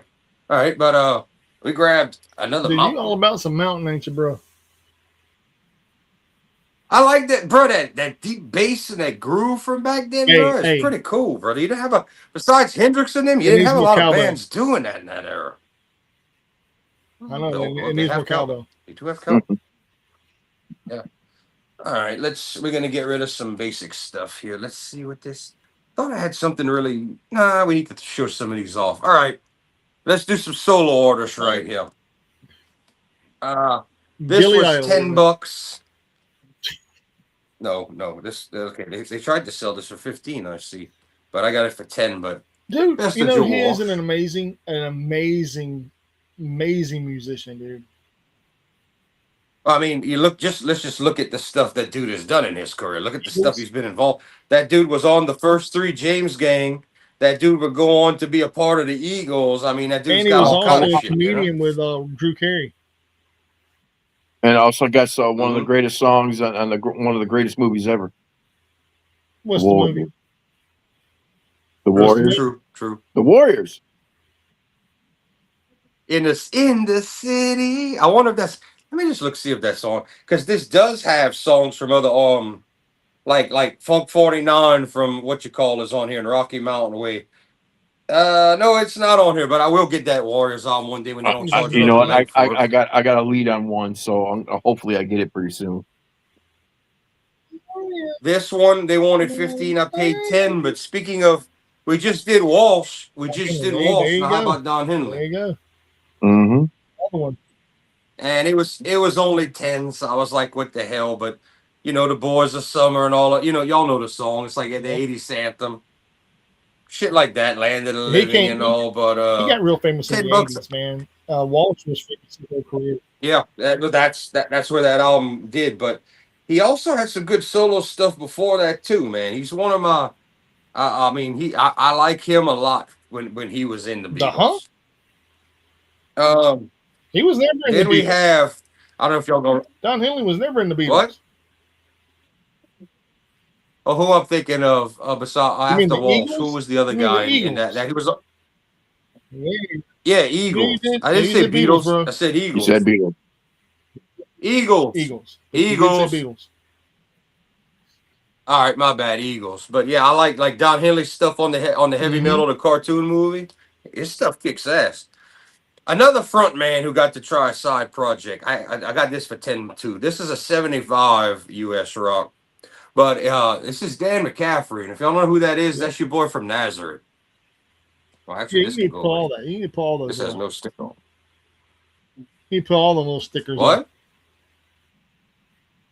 I was doing that because it let me. I would make sure I knew what hadn't been played yet. But I like to leave the stickers for me to mark where I got deals. But all right, this is we're getting ready to get this. Is getting ready to be some cool shit right here. How the hell he let me get this for $10? I don't know. I can take the $10 sticker off. Very much to show. Just a gold cover it. This is Crowbar, Mm-mm. not the Crowbar you're thinking of. That's old, man.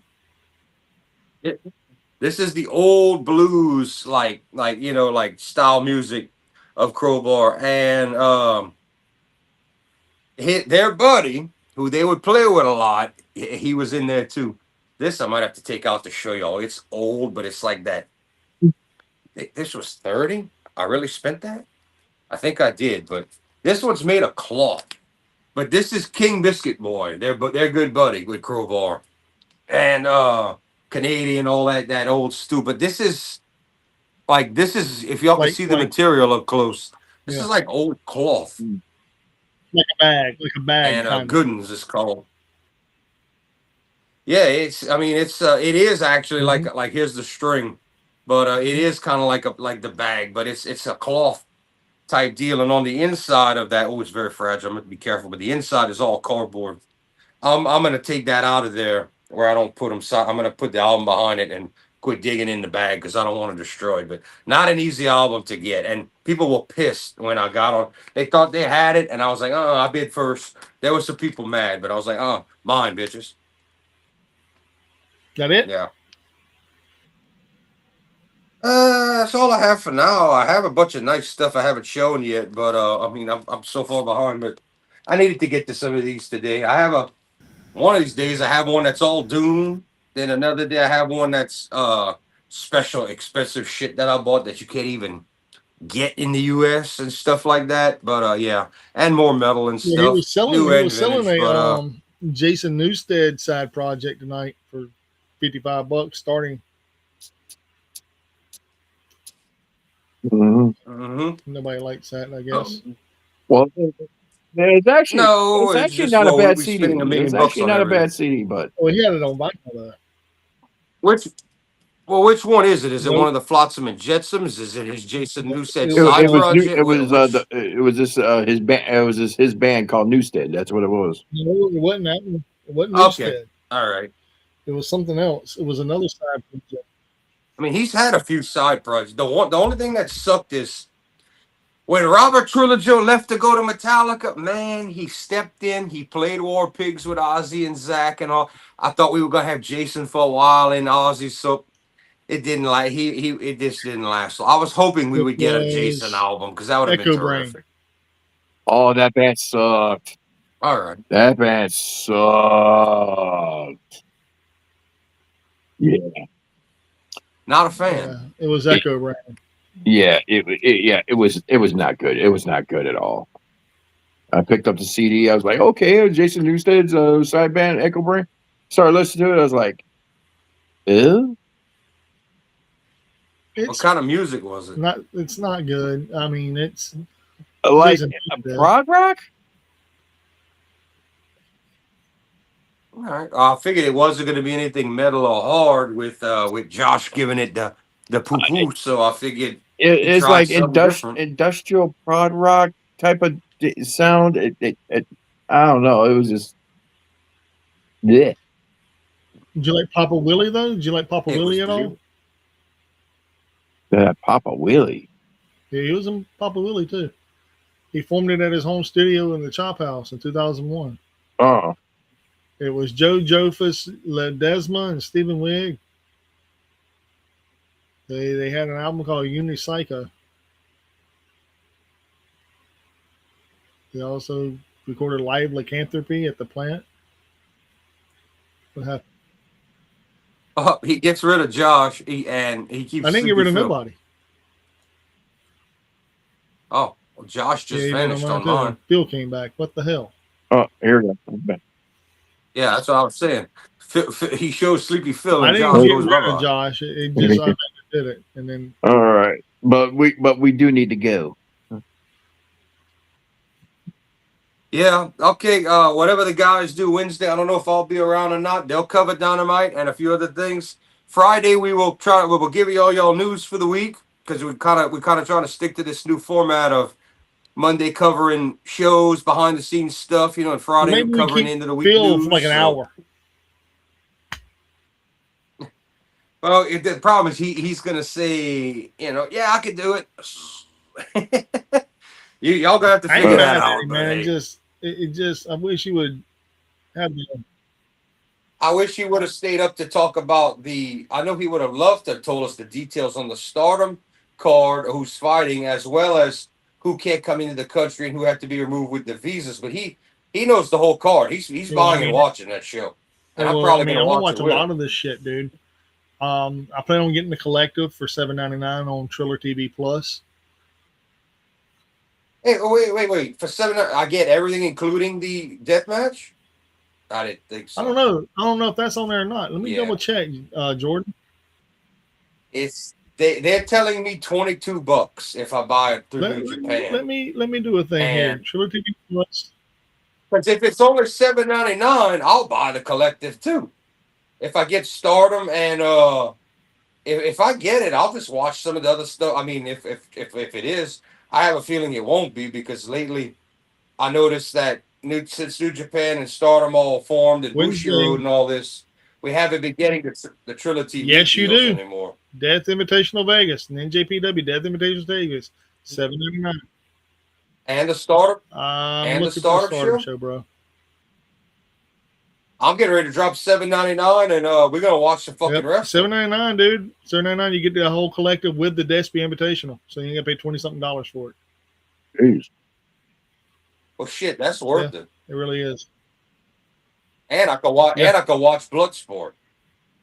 And I could watch Dragon Gate if I can catch it up whenever it's on. JCW, and DDT the and all Spring of that. Break, the Bloodsport, the MDK, Death Invitational Vegas, the Super Show, the Progress Wrestling, the Dragon Gate shit too. Well, shit, if it's really all on the collective for $7.99 on Triller, I'm gonna do it. Bloodsport, I will do it. He will do it. You heard it here first, guys. Hood Slam, just happened. I will do it. Greek Town just happened. What's the first 11th? night of the collective? I mean, the 15th. I'm sorry, tomorrow night. Because today's Tuesday, so it'd be the 15th. April 15th, and it starts at 5 p.m. Wow. You get Podermania. You get Dragon Gate USA. It comes on at 10 p.m. our time. 1:59 in the morning. You get You get Hybrid, PW Midnight Express, and then Progress starts it over the next day on the 16th. And you get the Super Show, and then you get Death Invitational Vegas, MDK, Murder Death Kill Invitational, MDK Fight Club. Then you get Gringo Locos, the World on Lucha, the Bloodsport, the Spring Break, and JCW. And there's more. Right. This might be the best $7.99 any of us can spend. Well, Josh won't, but this might be the best $7.99 I ever spent. You get Bare Knuckle Fight in Australia. You get GCW Effie's Big Gay Brunch. Then you get some bullshit. You get the Immortal Clusterfuck. And then you get Jersey Championship Wrestling Whodunit 2026, April 26th. April 24th, you get another BKFC. and then you get a pro sumo wrestling fight on May 16th, and it goes from there. If you decide to keep it. Nice. All And right, guys. They have a Mania week, dude, which is insane. Yeah. All right. Well, I'll look more into that after we log off the show and see about getting that deal on. There's a Sure, look, y'all heard CMLL it too, here man. They first, got Paul $7.99. Slam Fest, CMLL. Shit, And- yeah, that's what I was. That's what I said was missing. You get you had to pay for it though. That and the Joshi Pro. You got to pay that and the Joshi Pro. I'll tell you how much they are a piece too. Joshi Pro, you got to pay for $20. The Slam Fest is $20. HOG Las Vegas, House of Glory, you got to pay for it too. It's $20. Wow, you got to pay for all these, but not the Death Speed Death Match. And they got a lot of shit on this card too, man. They got the Hardys on here. You got Brody King versus Zilla Fatu. You have Jeff Hardy, Matt Hardy, Shotzi versus Charlie, Virtuosa of the Tank, Shotzi versus somebody. Shotzi versus Hardy. You got Bandito versus Amazing Red. Then you got the Hardys are in action. Ricky Sosa versus Cash Flow. Who? Yeah, exactly. Ricky Sosa, the dude from TNA. I know. I can't believe that shit aired on the fucking pay-per-view, bro. I gotta watch that back. I gotta watch that scene back. All that shit was on there, bro. I was blown away. Mike. Dude, Well, it's not like we they had can all edit kinds it of out. shit Well, going on. well, I'm pretty sure the replay they edited it out, but No.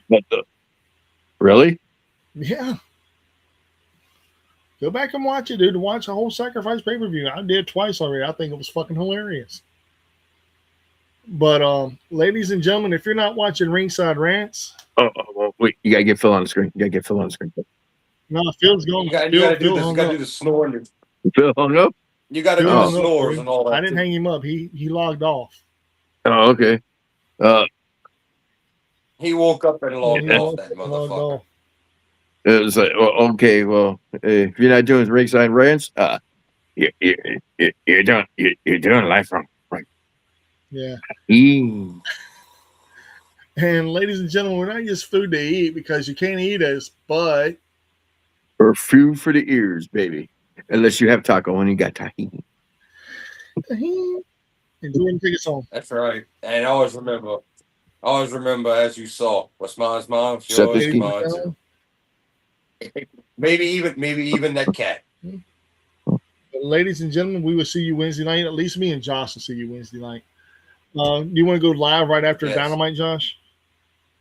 Well, we'll try. Oh, sure.